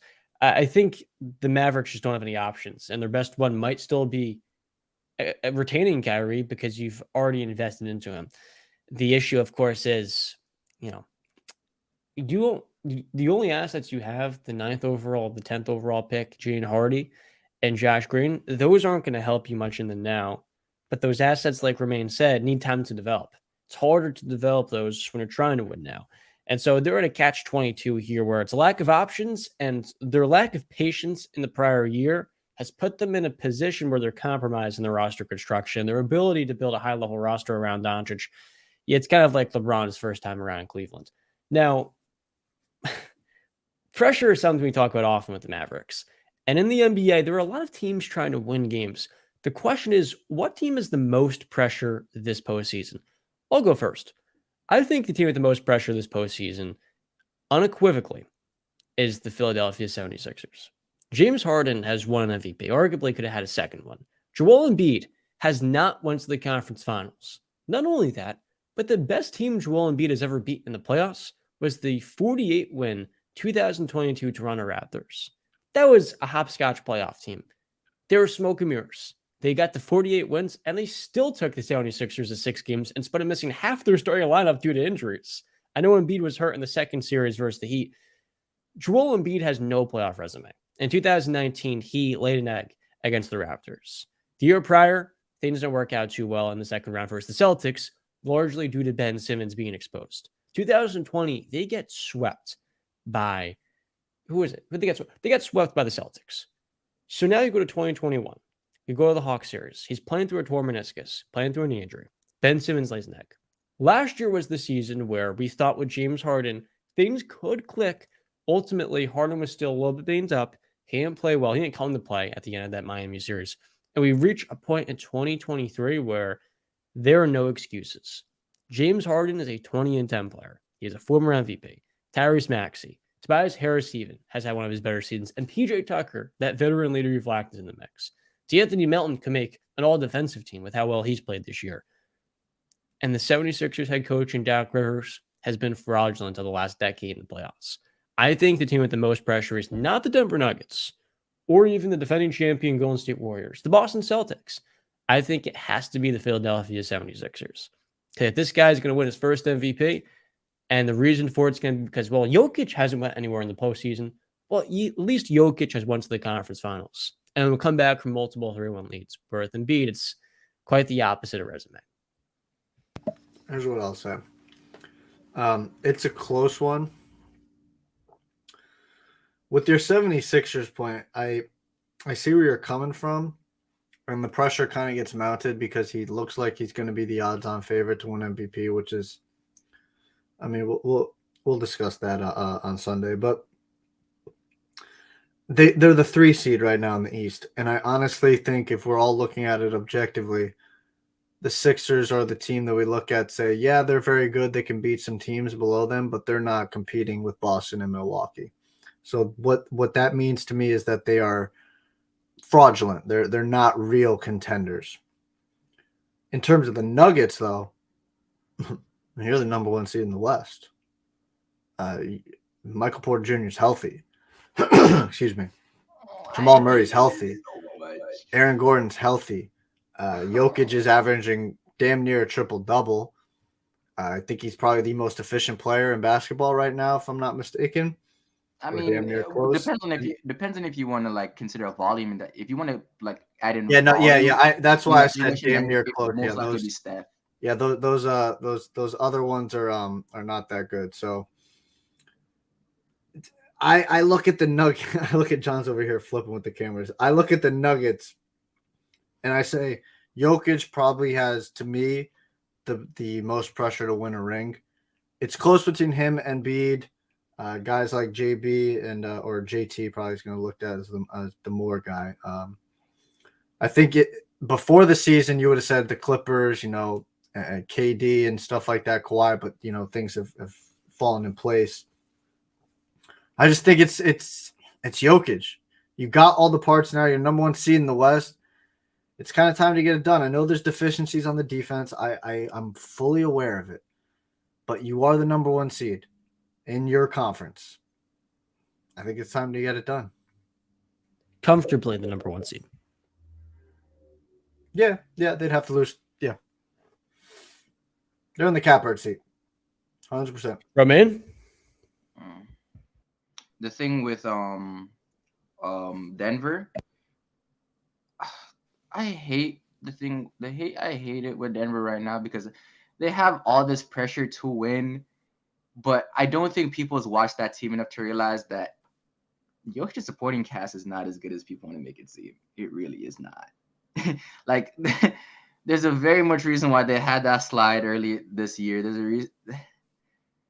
The numbers are so inflated because he's on the roster. It's insane. But Jamal Murray, yes, he's a fringe all-star in certain sense. But Right now, when I look at him, he's still not back to the level I saw back in like the bubble or like that year after the bubble where before he got injured and he was playing out of his mind. He's still not back to that yet. Michael Porter Jr., one of the greatest DHO players I've ever seen in my life. Put him on a dribble handoff, any screen, and give that man the opportunity to shoot, and he is lacing that every single time. But any other offensive sets, and he's a really good cutter. Yeah, good offensive. Tell him to great off ball. Tell him to create his own offense. You're gonna see some shit. Tell him to guard somebody. You're gonna see some shit right now. And everybody else, KCP, again, he's flourishing because he has Jokic as the guy passing the ball. Aaron Gordon's having a career offensively because you have Jokic on the team. But see, I agree with all your points. That's why they are looked at as the way they are, because Jokic is on the court. One thing that I love that is a quote is, be a star in your role. And I don't think anybody's going to ask Michael Porter Jr. to do the things that you're doing. I mean, defensively, they're going to. But when you're the third best player on the team, but you can't get your own bucket, when you're the third option on offense, but you can't get your own bucket, that's a problem. Tobias Harris can kind of get his own bucket. Klay Thompson can get his own bucket if he wants to. They don't use him. Listen, yes, okay, that's fine. But when you got AG too, and you've got Jamal Murray, and I agree with the Jamal Murray point. Is he back fully? No, it takes a year for him to get back to his place, and he's in that year. So next year I expect to be truly back. But I'm kind of honestly, I've the passes have been given. I think at this point it's time to cut the BS and cut the the passes. It's time to just shut up and play some basketball. And I know you don't want to hear that, but like let's go, man. You got a team. I agree with that. Does he have a great supporting? Does he have Boston? No. But that's unfair to compare to Boston because they're one of the best, deepest teams in NBA. Possibly. I mean, look at the roster they got. It's ridiculous, man. Yeah. It really is. But we're not right now. When you look at him, he has maybe the. It's not even that he doesn't have a top 2 supporting. He has maybe the 5th or 6th best supporting cast, maybe 7th. Right now, Boston has a way better team outside of Jason Tatum. Milwaukee has a better team outside of Yanez. Cleveland has a better team outside of Donovan Mitchell. Actually much closer, honestly. I think the Nuggets' depth is very similar to Cleveland. Philadelphia has a better team. Philadelphia, yes. Yeah, Tyrese Maxey and James Harden clear Jamal Murray and Michael Porter Jr. right now. Tobias Harris is on that Aaron Gordon level. DeAnthony Melton is on that KCP level. Here's the thing. Doc Rivers doesn't use him in the way. Mike Malone sucks. Mike Malone, I'm not going to say he sucks, but Mike Malone isn't that great of a head coach, though. All right. It's funny with Malone because Malone developed Jokic by giving him the keys, but he hasn't been the guy. Then you became over-reliant on him. He has not done a good job with the rotations. You know what, though, Romaine? He's been over-reliant. I think that, again, they've dealt with the injuries of the last 2 years. Michael Porter Jr., Jamal Murray have been injured. Now, have you seen the Nuggets play? Have you seen the games? Jamal Murray's still coming off an injury, so he doesn't look the same. And Michael Porter Jr. can't create his own offense. Just saying right now. But that's what I'm saying. That's what my whole point is. The supporting cast isn't as great as it's supposed to be. Have you seen how they play when Jokic is out? And they play games with have you seen they're the best offense in the league with him on the court. They are the worst offense in the league when he is not on the court, and that's with Jamal Murray and Michael Porter Jr. Obviously, you take the best player off any team, they're going to be completely different. No. Take Jason Tatum off Boston, they're still great. Take Giannis off Milwaukee Bucks, they still make the playoff. Take Donovan Mitchell off the Cleveland Cavaliers, they're still a playoff team. Take Joel Embiid off that Philly team, they've went over 500 this season. Take KD off the Suns, they're still a playoff team. The Nuggets, you take Jokic off that roster, they are bottom 5 in this league. They're 4-7 without him. The Bucks without Giannis are above 500. The 76ers without Embiid have almost won 10 games this year. They're both above 500. And so Jokic's supporting cast is as good as everybody thinks because Jokic makes everybody better. You can put the best defenders around Jokic the way you can't with Embiid because Jokic's playmaking elevates any player without him. Jokic is the best playmaker we have seen the last 15 years. And at the center position, it allows you to allocate more defensive talent. I'll give you a great example. I'll give you a great example of this. Back in 2007, 2008, when LeBron made his first finals, right? And you were talking about that Cleveland Cavaliers team at first. At that time, from I say about 2007 till about 2011, you weren't hearing people say that Cavs team wasn't a good enough supporting cast in that sense. You weren't hearing people say that yet until people go back and look at the roster and be like, God damn, they sucked. But at the time, they were the best defensive team in the league, and they had shooters around LeBron. So they're successful because that's a scheme that you need around LeBron to win. And he's good enough, and he's a good enough playmaker that you put that around him, and that's enough to probably get you to an NBA Finals. But you know that you take him off that team, they're bottom 5 in the league. It's the same situation here where he makes that team better so much to the point where you think that these guys are a lot better than they are. That's why Mo Williams was an all-star at one point. Yep, he was. But when you take him off the team, they suck ass. I don't. Well, okay, that's a little far. I don't think I'm being tricked into thinking Jamal Murray is a great player because I do think he is. I just think the injuries. You could say this. You could. I'll agree with you on the Michael Porter Jr. and AG. Right. That's fine. Here's the thing. Point guard rank right now. Jamal Murray completely healthy. Where do you rank him as a point guard? Is he top 10? No.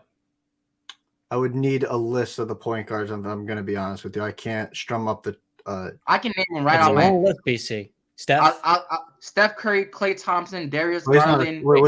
Steph Curry. I said Klay Thompson. Steph, Shea, Dame, Trey, Ja, Fox 6, Garland. Wait. Please go slower because there's one named Trae Young. I'm not 100% sure I'd take him. Okay, so we'll restart. Steph Curry or I'd take Steph over. Yes. Luka Doncic, we'll consider him a point guard, I guess. Okay, he is the point guard. He is a point. He's all NBA. On NBA teams, he's a guard. Yeah. Okay. Yeah. Sure. Shea Gilgeous-Alexander. Mm-hmm. I'll take Luka right. I mean, sorry, not Luka. Shea. Yeah. Damian Lillard. Lillard. That's 4. Trae Young. No, I'd take Jamal Murray fully healthy over Trae Young. John Morant. Oh, there's no way. That's so disrespectful. I take.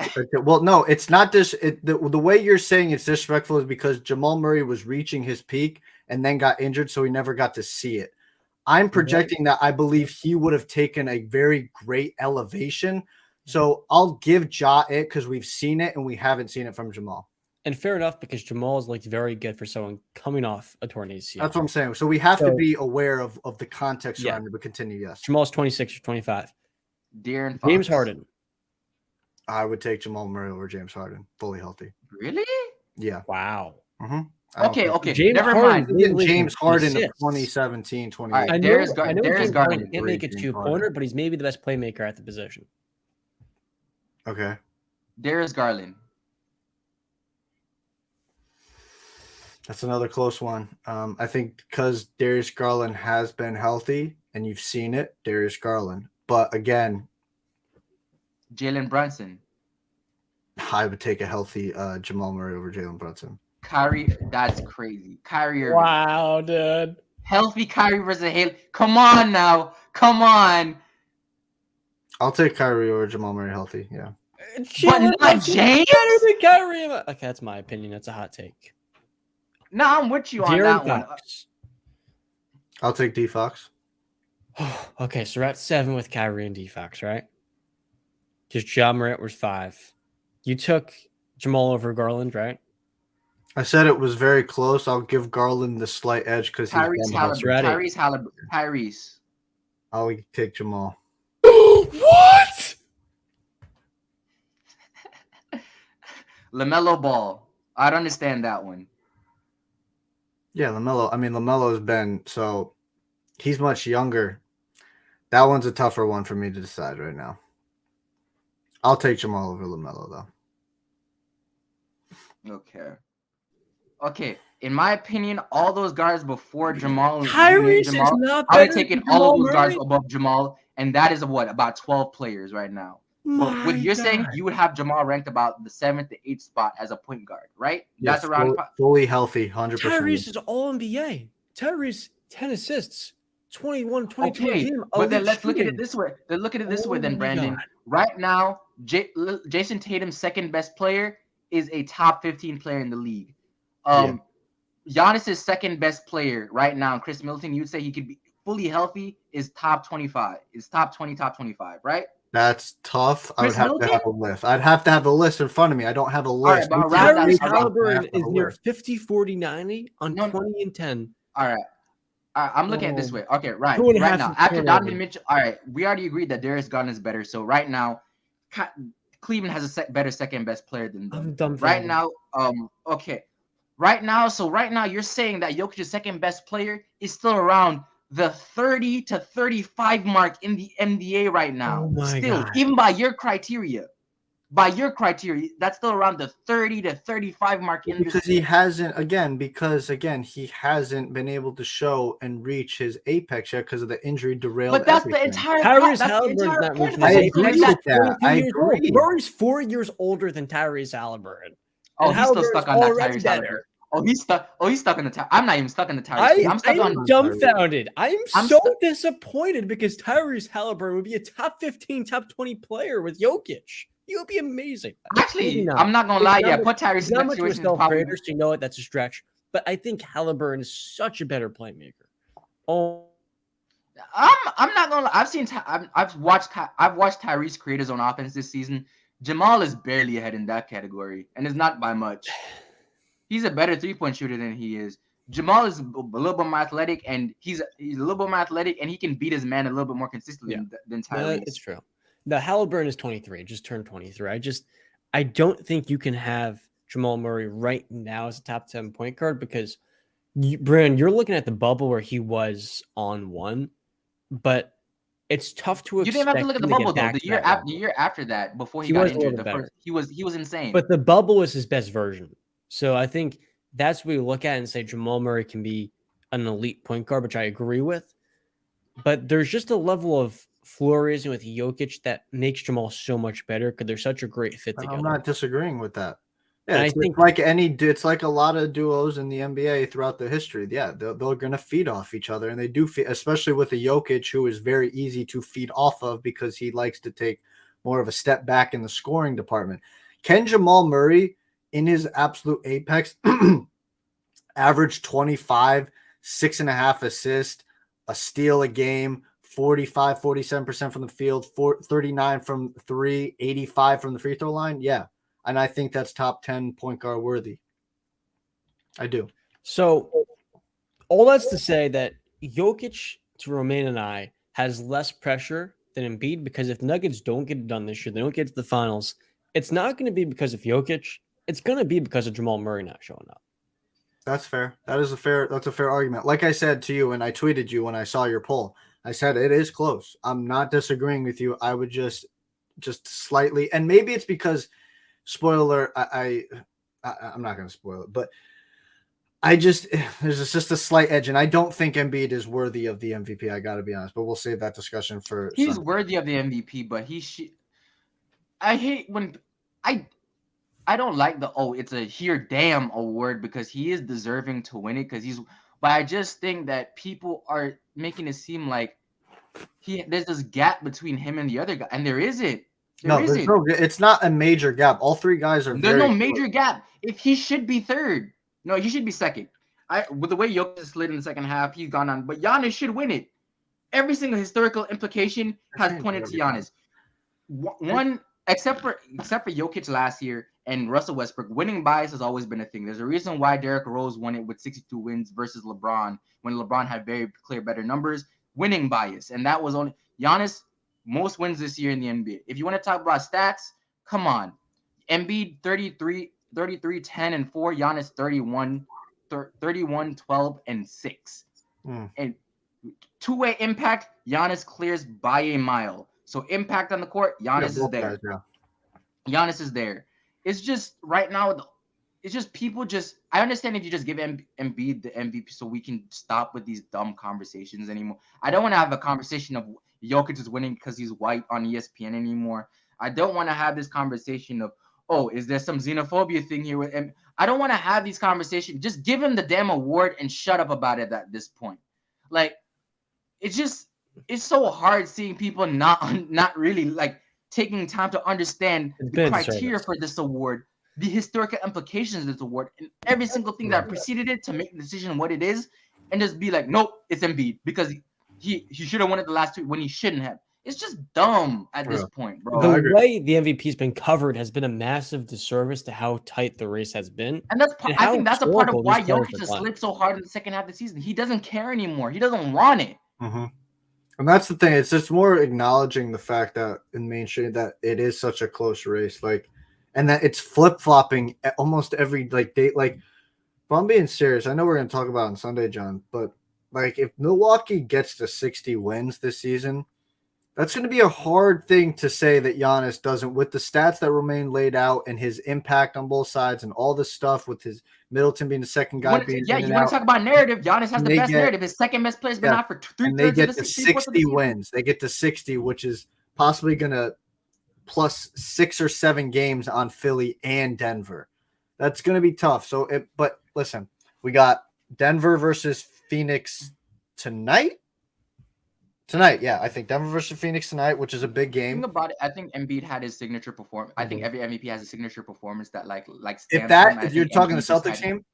Yeah, if that's his signature performance, that's a shitty signature performance. I know guys are out. Like Robert Williams wasn't on the court. Denver, so. I mean, but at the end of the day, it's 52 on 20 of 25 shooting. It's a great performance. I won't listen. I probably sounded a little disrespectful there. Let me walk that back.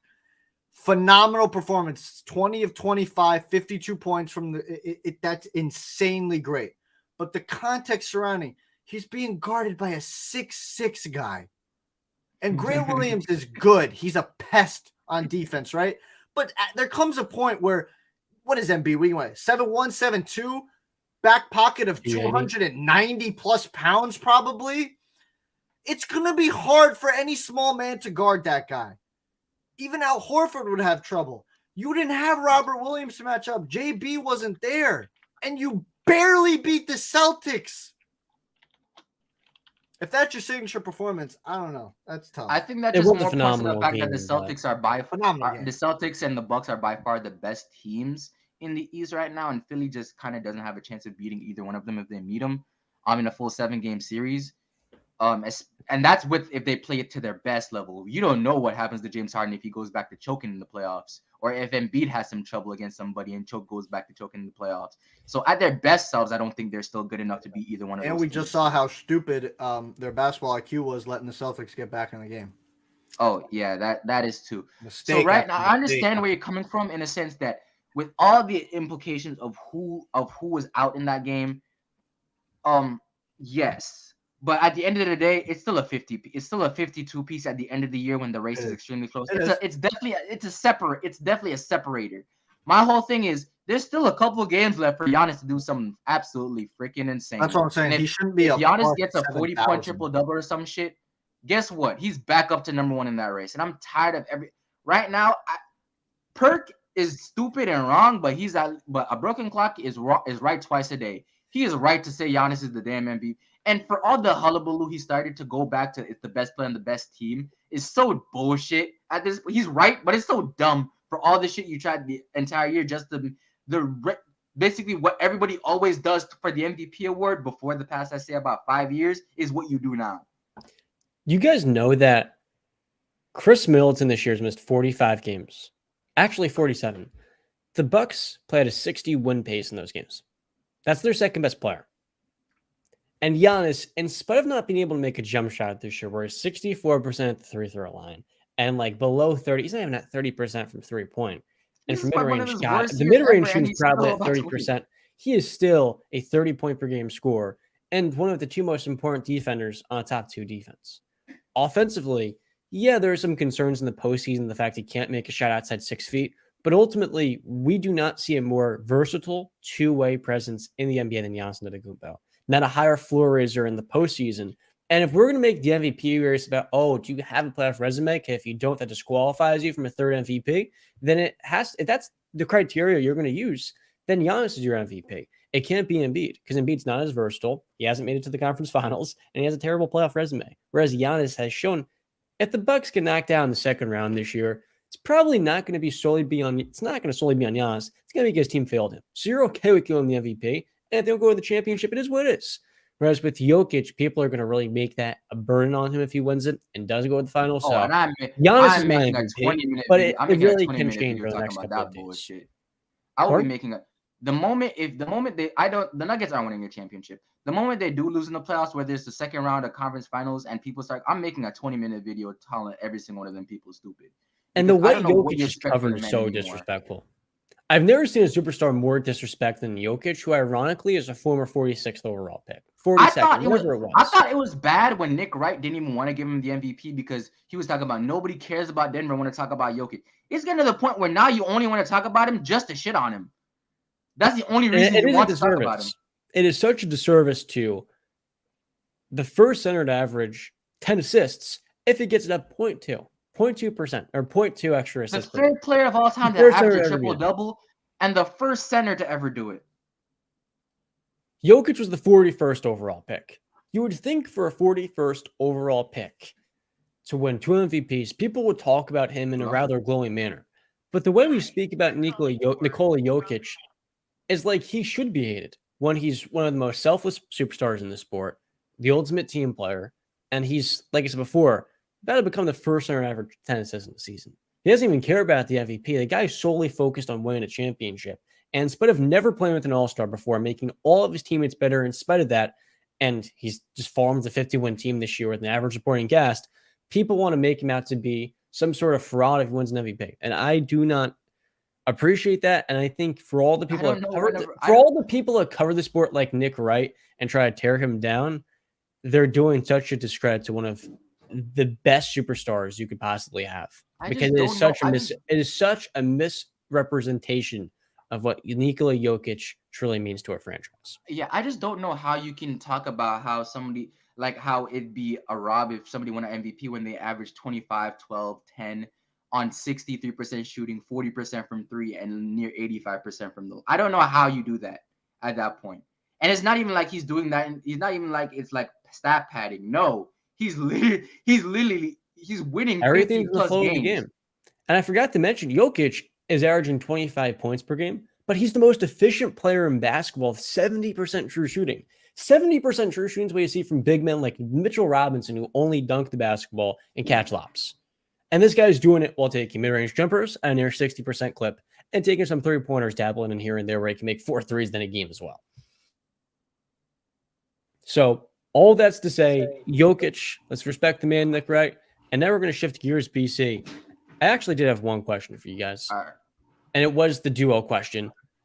BC, we're going to talk about UFC. What's going on this weekend? So we got UFC. Right. I'm gonna have to dip. I got work. Appreciate you. Thank you for jumping on, Romaine. Where can the people find you? Same channel as always. I've been on here a couple times. Y'all know me at this point. FLB on YouTube. You can go check it out. I'll probably be on here within the next 2 weeks again, talk about the playoffs. Y'all see me again. There's no point. All right, later, bro. Thank you for jumping on. See you, Romaine. No problem. All right. Switching gears, we got UFC 287 in lovely, beautiful Miami, Florida. Prelims start at 8 p.m. The main card and pay-per-view starts at 10 p.m. Eastern time. So to kick it off, I'll start with a couple fights before the main card. So the main event of the prelims is Chris Curtis versus Kelvin Gastelum. Kind of disrespectful that they're the main event of the prelims. I'll get to why in a second. This is going to be what I believe to be a stand-up war. It has a chance to be fight of the night. These two guys just want to stand and bang. They both can wrestle, but really rely more on their striking ability and being on the feet. So expect a banger in the main event of the prelims to really kick off the energy and get ready and hyped up for the pay-per-view. Winner of that fight, I really can't pick that fight to see who was the winner. I don't think it's going to go. I think it's going to go to decision, I should say. I don't think somebody's going to get finished, but when those two guys are swinging leather, anything can happen. So kicking off the pay-per-view, why I said those two guys should feel a little disrespected is because we got Raul Rosas Jr. taking on Christian Rodriguez. Now, Raul Rosa is kind of this new sensation of the UFC where he is 18 years old, John. He's even younger than you, fighting in the UFC. This is his second fight. His last one was, I believe it was also on a pay-per-view too. Let me just double check. Yep, it was on in the December pay-per-view. He kicked off the pay-per-view as well, and he got a submission in the first round. Now, he's speaking very confidently. He said he can beat any bantamweight in the world currently. A little much, but all I have to say about him is, listen, there's going to be a welcome to the UFC moment. Will it be this fight? I don't know, but there will be that moment, and we're going to see what he's really made of when that happens. Listen, Christian Rodriguez, I'm not familiar with him, haven't seen him fight, but from looking at him, he's never been finished. He's 8-1, and he's 25 years old, so he's 7 years the elder. And if you know about this, when you grow up and you mature, as you get older, your body just tends to it's stronger than when you were younger. Yeah, it's got 5 inches also in reach too. Yep. In reach, yeah. So yeah, I don't know who's gonna win that fight, but it's gonna be interesting to see if this kid can keep the momentum going. Next up, we got Kevin Holland taking on Santiago Ponzinibbio. This should be another stand-up war. Pons is more known for his striking. So is Kevin Holland. He likes to stand and bang. If you know Kevin Holland, he is his last 2 fights. He's on 2 fight skid.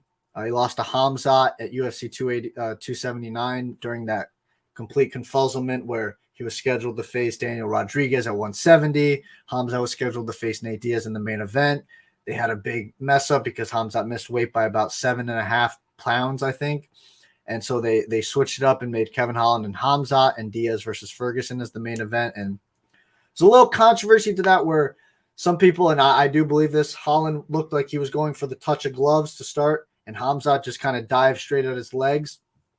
I'm not saying it would have changed the outcome of the fight. I'm just saying it might have been a more a longer fight. It would have postponed the inevitable, if that. I mean, Holland did a pretty damn good job of defending the takedown, the submission until he did eventually get it.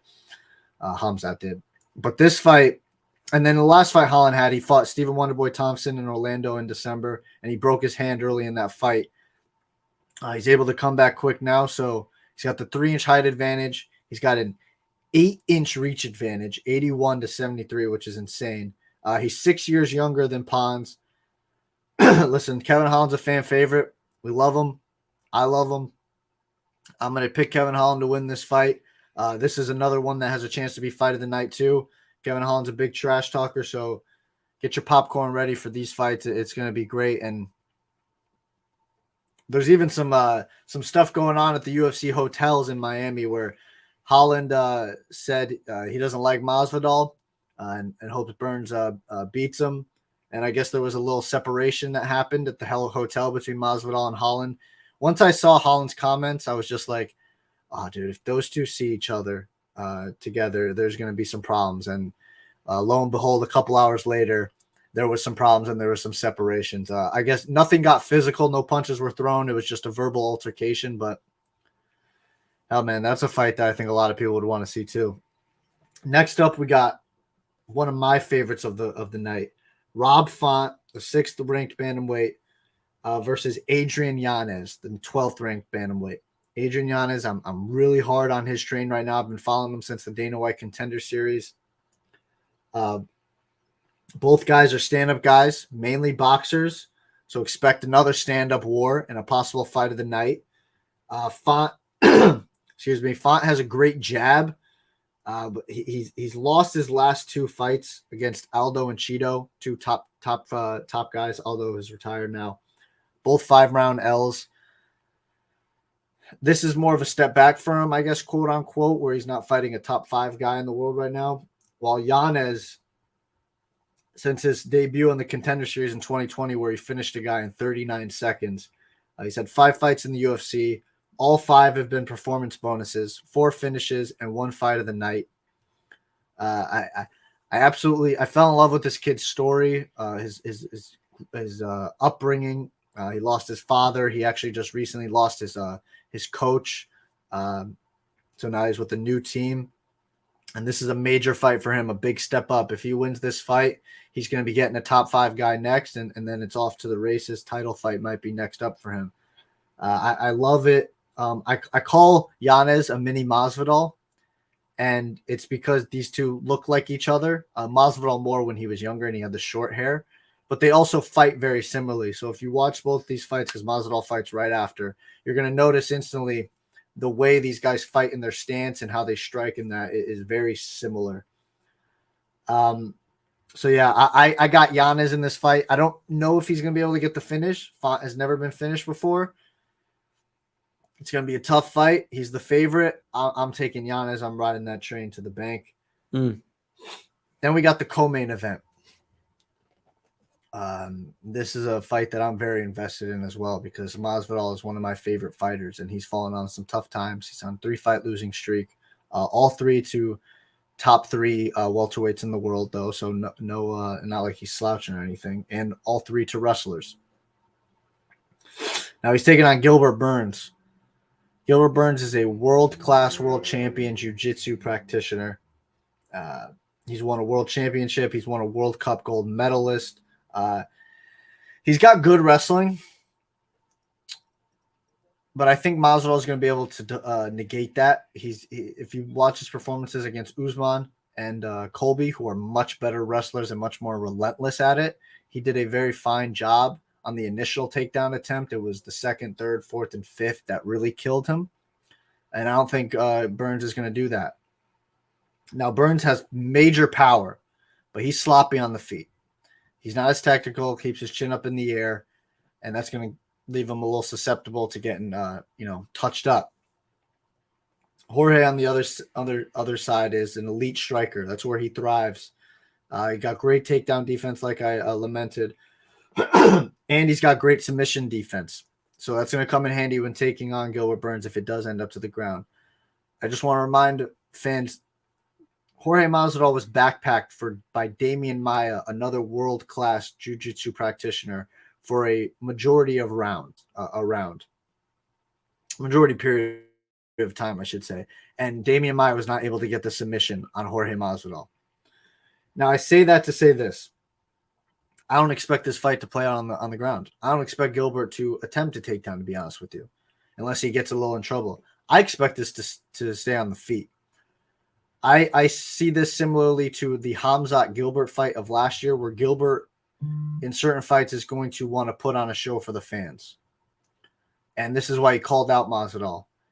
I don't think he's going to use his ground game. I think it's going to mean much more if he's able to touch Masvidal up and beat him on the feet. Make it a show, baby. Yep, and that's what I think he's going to do. And guess what? You're playing right into Masvidal's hands because that's what Masvidal thrives on. I do expect that to bite him in the ass. So with all that being said, right now, Gilbert Burns stands as a minus 475 favorite, while Masvidal is a plus 350. I'm taking that plus 350 all the way to the bank because like I just said, I expect it to stay on the feet. That's going to favor Masvidal, and I do think that Masvidal he's talking about that this possibly could be his last fight. He's gonna leave it all on the line. Do you think Burns' leg kicks could kind of wear him down, his lower body, the way we saw of Edwards versus Kamaru? No, Masvidal can the leg kick change the game 100%? 1 or 2 can instantly change the outcome. It's just certain guys are a little built differently, and I think Masvidal's been he's been the OG in this game. And I think that the leg kicks are just something he's just going to push through, and it's not going to affect him very much. So no, can it? Yeah, if it lands in the right place, but I expect Masvidal to do a very good job of negating that or getting out of the way or just kind of eating it and pushing through. Listen, he took a lot of foot stomps from Usman in his first fight, I think upwards of like 75 or something like that. And he was tap dancing the next day. So yeah. So I don't really expect that. Listen, my freaking stomach is going to be upside down when that cage door closes and the ref says, "You ready to fight? You ready to fight? Let's go." Because this could possibly be the last time I see Jorge Masvidal compete in a mixed martial arts setting. And he can't go down losing 4 straight. No, you can't. You can't. Because then his title, because he's only in it really for the title opportunity now. So if he loses this, the title's it's too far away. It's not going to be able to get to it. And I know he wants it so bad. And the champion, Leon, wants it too because of the history that those two have. So we're rooting for Masvidal all over here. Next up, the fight in which this card was built on. The rematch or the quadrilogy? It's the 5th one in totality. Their 5th meeting. The 5th time these two are going to be standing across from each other. 2 in kickboxing. The 4th time. Sorry, fourth. This is the 4th time. I was going to say, Pereira's only got 8 fights so far. Yeah, sorry. 2 were in kickboxing. They had their last fight in MMA in November, and now the 4th one is going to be taking place in 2 nights from now. Alex has got the upper hand on all 3 occasions, right? 2 of them by knockout / TKO. The one knockout was in kickboxing where Izzy was winning the fight. He got caught and got flatlined. The first fight that they had in kickboxing was a very close split decision, I believe, and Izzy believes that he got the judges got it wrong that night. And then we fast forward to the MMA fight, which is probably going to mean the most right now to us. Izzy was winning that fight. I just rewatched it last week too. Izzy was winning that fight going into the 5th. He was up 3-1. I gave Pereira round 2. He had a very good round 2. But Izzy was able to very much control a majority of the fight. He had him rocked in the first round at the buzzer. Izzy said all I needed was 3 more seconds and it would have been done. I mean, Alex was on wobbly legs. This is what you bring up leg kicks last fight. Leg kicks are going to mean a lot in this fight because they played a major factor in last time's fight.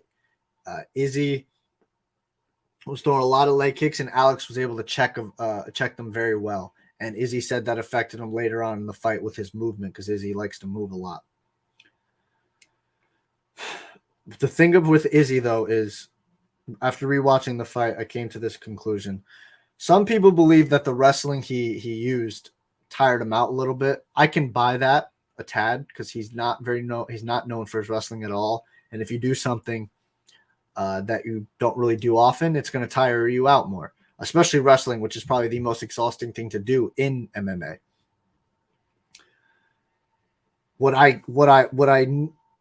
The main goal for Izzy is, and I think he knows this. In the media day they had yesterday, he was asked a question. And I think he was just about to give away his game plan, and he stopped himself. But I heard a sentence of it where it's like, I'm not going to back or I'm going to make him back. And then he just stopped himself.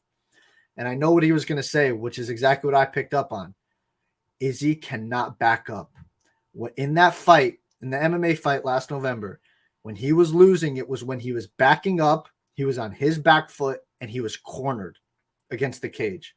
He was winning the fight when he was going forward or when it was in the middle of the octagon. That is the game plan for Izzy. Do not back up. You stand pat in the middle or you have him backing up. Because when you get cornered against that cage, that's when those big shots start coming and you don't have much room to maneuver and move your head. And you can get caught just like he did in the 5th round where he didn't really have much more to go, much place to go, and he got caught. Now, Izzy's going to – this is what's crazy about this fight is that Pereira is one massive individual, John. I don't know if you've seen him. He cuts to 185, but on fight night, he weighs around 205, if not 210 pounds. John, his walking around weight is 220 plus pounds. Izzy walks around at probably about 195-ish. The disparity in these guys' size is ridiculous. I don't believe because right now I'm looking at ESPN. They're both listed at 6'4". I watched the last fight. Pereira has to be at least 6'5" or 6'6" because he just looks taller than Izzy. I do think that this might be Pereira's last fight at middleweight, win or lose. I think he's going to probably go up to 205. Man, this is I'm talking with one of my MMA friends at work, and he's so nervous for this fight because this is a legacy fight for Izzy. If he loses this fight, he might not get another shot at the title. Crossroads fight. I'm going to say it again. After watching the fight back again, I do believe it was an early stoppage. I do think, and even Izzy said that it was an early stoppage, and I do still think Izzy was intelligently defending himself. He was moving his head around. Could he have been caught with a knee 100%? Could he have dodged it and got out of the way? That too. So we don't know. We're going to find out now on Saturday night. This is probably the end. This is the final chapter in this book of Pereira versus Adesanya. Right now, Izzy is the favorite, minus 135, while Pereira is the underdog at plus 115. I can't pick a winner. My heart wants Izzy. My head is saying Pereira has won 3 of the fights, all 3 fights. In the back of, even though Izzy says it might not bother him, you got to think in the back of his mind, this guy flatlined me. This guy TKO'd me. This guy has beat me 3 times. And I saw a thing on Twitter, somebody asking a question, have we ever seen 4 fights between somebody in boxing, MMA, or kickboxing where a guy won 3 fights, the first 3 fights, and then the other guy won the 4th fight? The only thing the person could point to was Pacquiao versus I'm losing the name, but whatever. That's the only thing, and that's in boxing. There's no thing of this happening in kickboxing or MMA. So if Izzy were to do this, this would be history, literal history, that the first time this would ever happen. Pacquiao versus Marquez. There you go. It's tough to bet against Izzy. Is he going to lose to 3? Is a guy at Izzy's level going to lose to the same guy 3 times? That's hard to bet against. But man, you got the competitive edge when you win 3 times and you've finished him twice. I can't pick a winner. Like I said, my heart wants to say Izzy. My head wants to say Alex. All I'm saying is this fight is probably not going the distance. Somebody is going to get finished. So under 4.5 would be my bet for this fight. I definitely think there is, like we saw with the last fight, again, to Usman versus Edwards. He wanted to get vengeance for getting knocked out by Leon.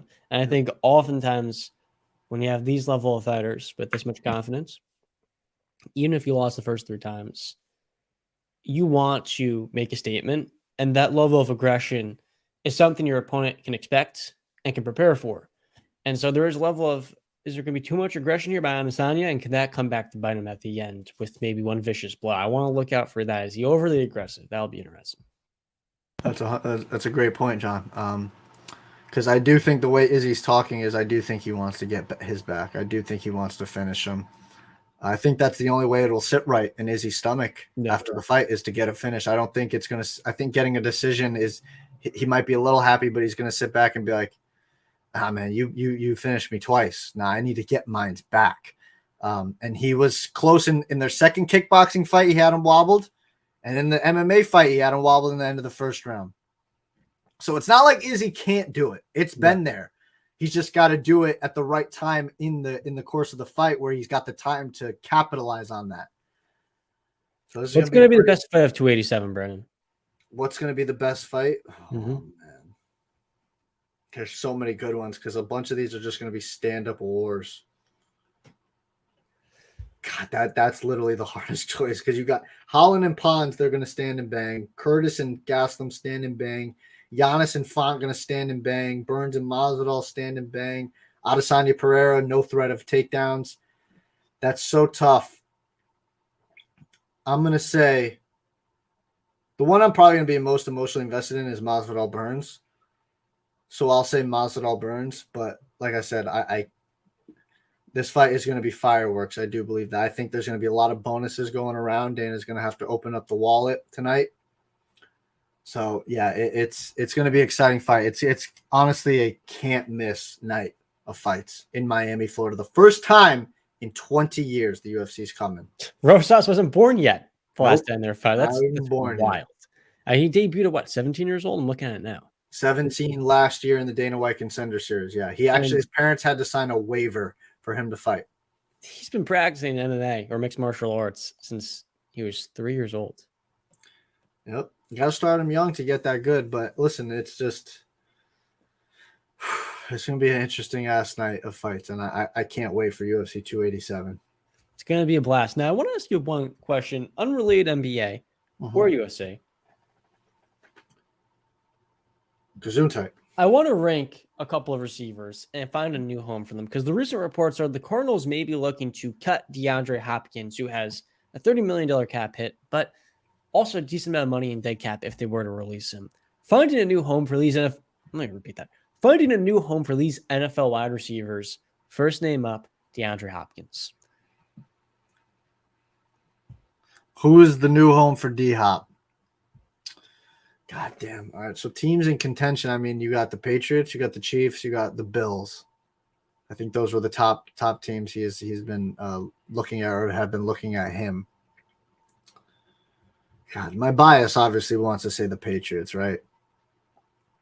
I don't know if the Bills are going to, because if he gets, I think of two teams. I think of Chicago as that true X opposite of DJ Moore, and you got Claypool and Mooney still. But I also think of Denver and Russell Wilson.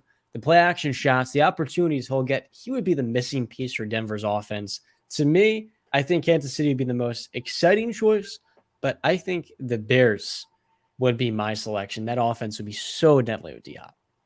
It would. I just don't. I think D-Hop's at the point of his career where he wants to go to a team that's going to contend for a championship. More established quarterback, too. Yeah.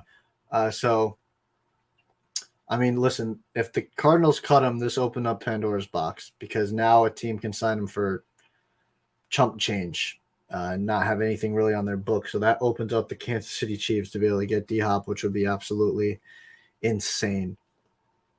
I need a selection. I'm going to give you a timer if you keep it up. No, for the sake of keeping things fair in the NFL, let him come to New England. New England? Come on, what a boring choice. Come on. Next name up, Devontae Adams. Now, he's a different one because he has to be traded. He does. He's got 3 years left in his contract, upwards to $90 million. I don't think he's going anywhere.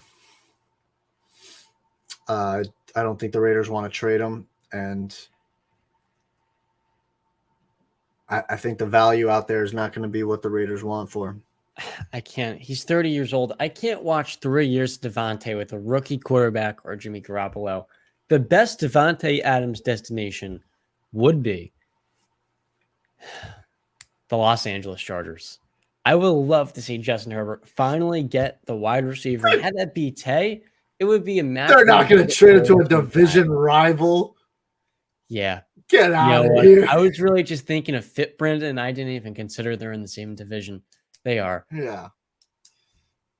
I mean, hell, if the Giants are willing to give up, but then again, I don't think they're going to get the value they want, which I think they're going to want a first-round pick. Yeah, I think Devontae Adams wants a quarterback too. Yeah, I think he's stuck for at least this season, or at least up until the trade deadline. His best bet is next offseason to get out of Vegas.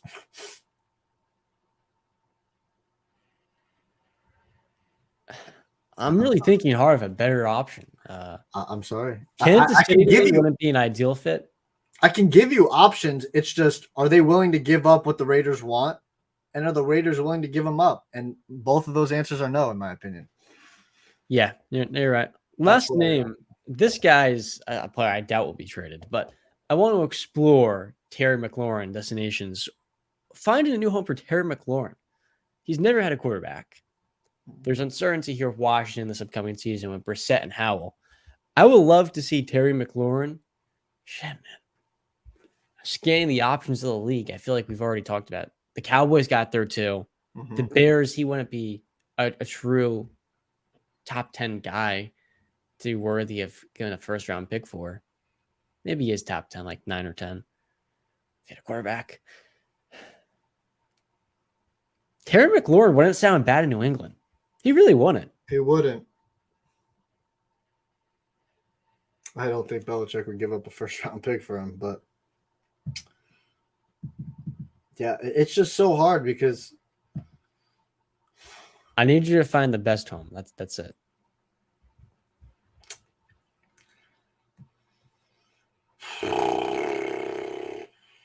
Let me rattle off some options to you. The Giants, the Patriots, the Colts. He's from Indianapolis. Went to school there. Terry McLaurin on the Colts. That would be the wide receiver one with Michael Pittman and then Alec Pierce. I got him going to Indianapolis. That'd be a great spot. No quarterback. Shit, who's their quarterback? Yep. Yeah, no quarterback. That's my only thing. Well, they're going to take Anthony Richardson this year, and they'll be off to the races. So there you go. How about the Steelers? No, I feel like he's so similar to Deontay Johnson. They do the same things. He's a little bit thicker than DJ. And he's a better player than DJ too. No, Cleveland. I'd rather Terry go to a team more opportunity, a better offensive coordinator. Cleveland, no, they've got Amari and somewhere where Lamar goes. Terry McLaurin and Lamar. I think that would be a good fit too. So yeah, that's gonna wrap up episode number 91 of the Wise Guys podcast. So John Tortorelli, Brandon Capozziello, and if you enjoyed, be sure to check out FLB's YouTube channel. He's closing in 5,000 followers. He does great work over there. And for a Miami Heat fan as well, BC will give you the more emotional side. FLB will also give you the emotional side, but he does come with a lot more. I guess it'd be editing. His videos are really highly edited. I enjoy watching them. But with all that being said, thank you for watching. See you to the very end. Be sure to check out the Patreon as well if you enjoyed. We'll see you next time. Peace. Yep. Justin will be with us on Sunday to rank our player awards for the NBA, playoff predictions. If the Jets and Packers can get this goddamn trade done already, it's been how long now? Thanks for staying with us. Episode 91, as Justin always says. Stay classy. Stay classy.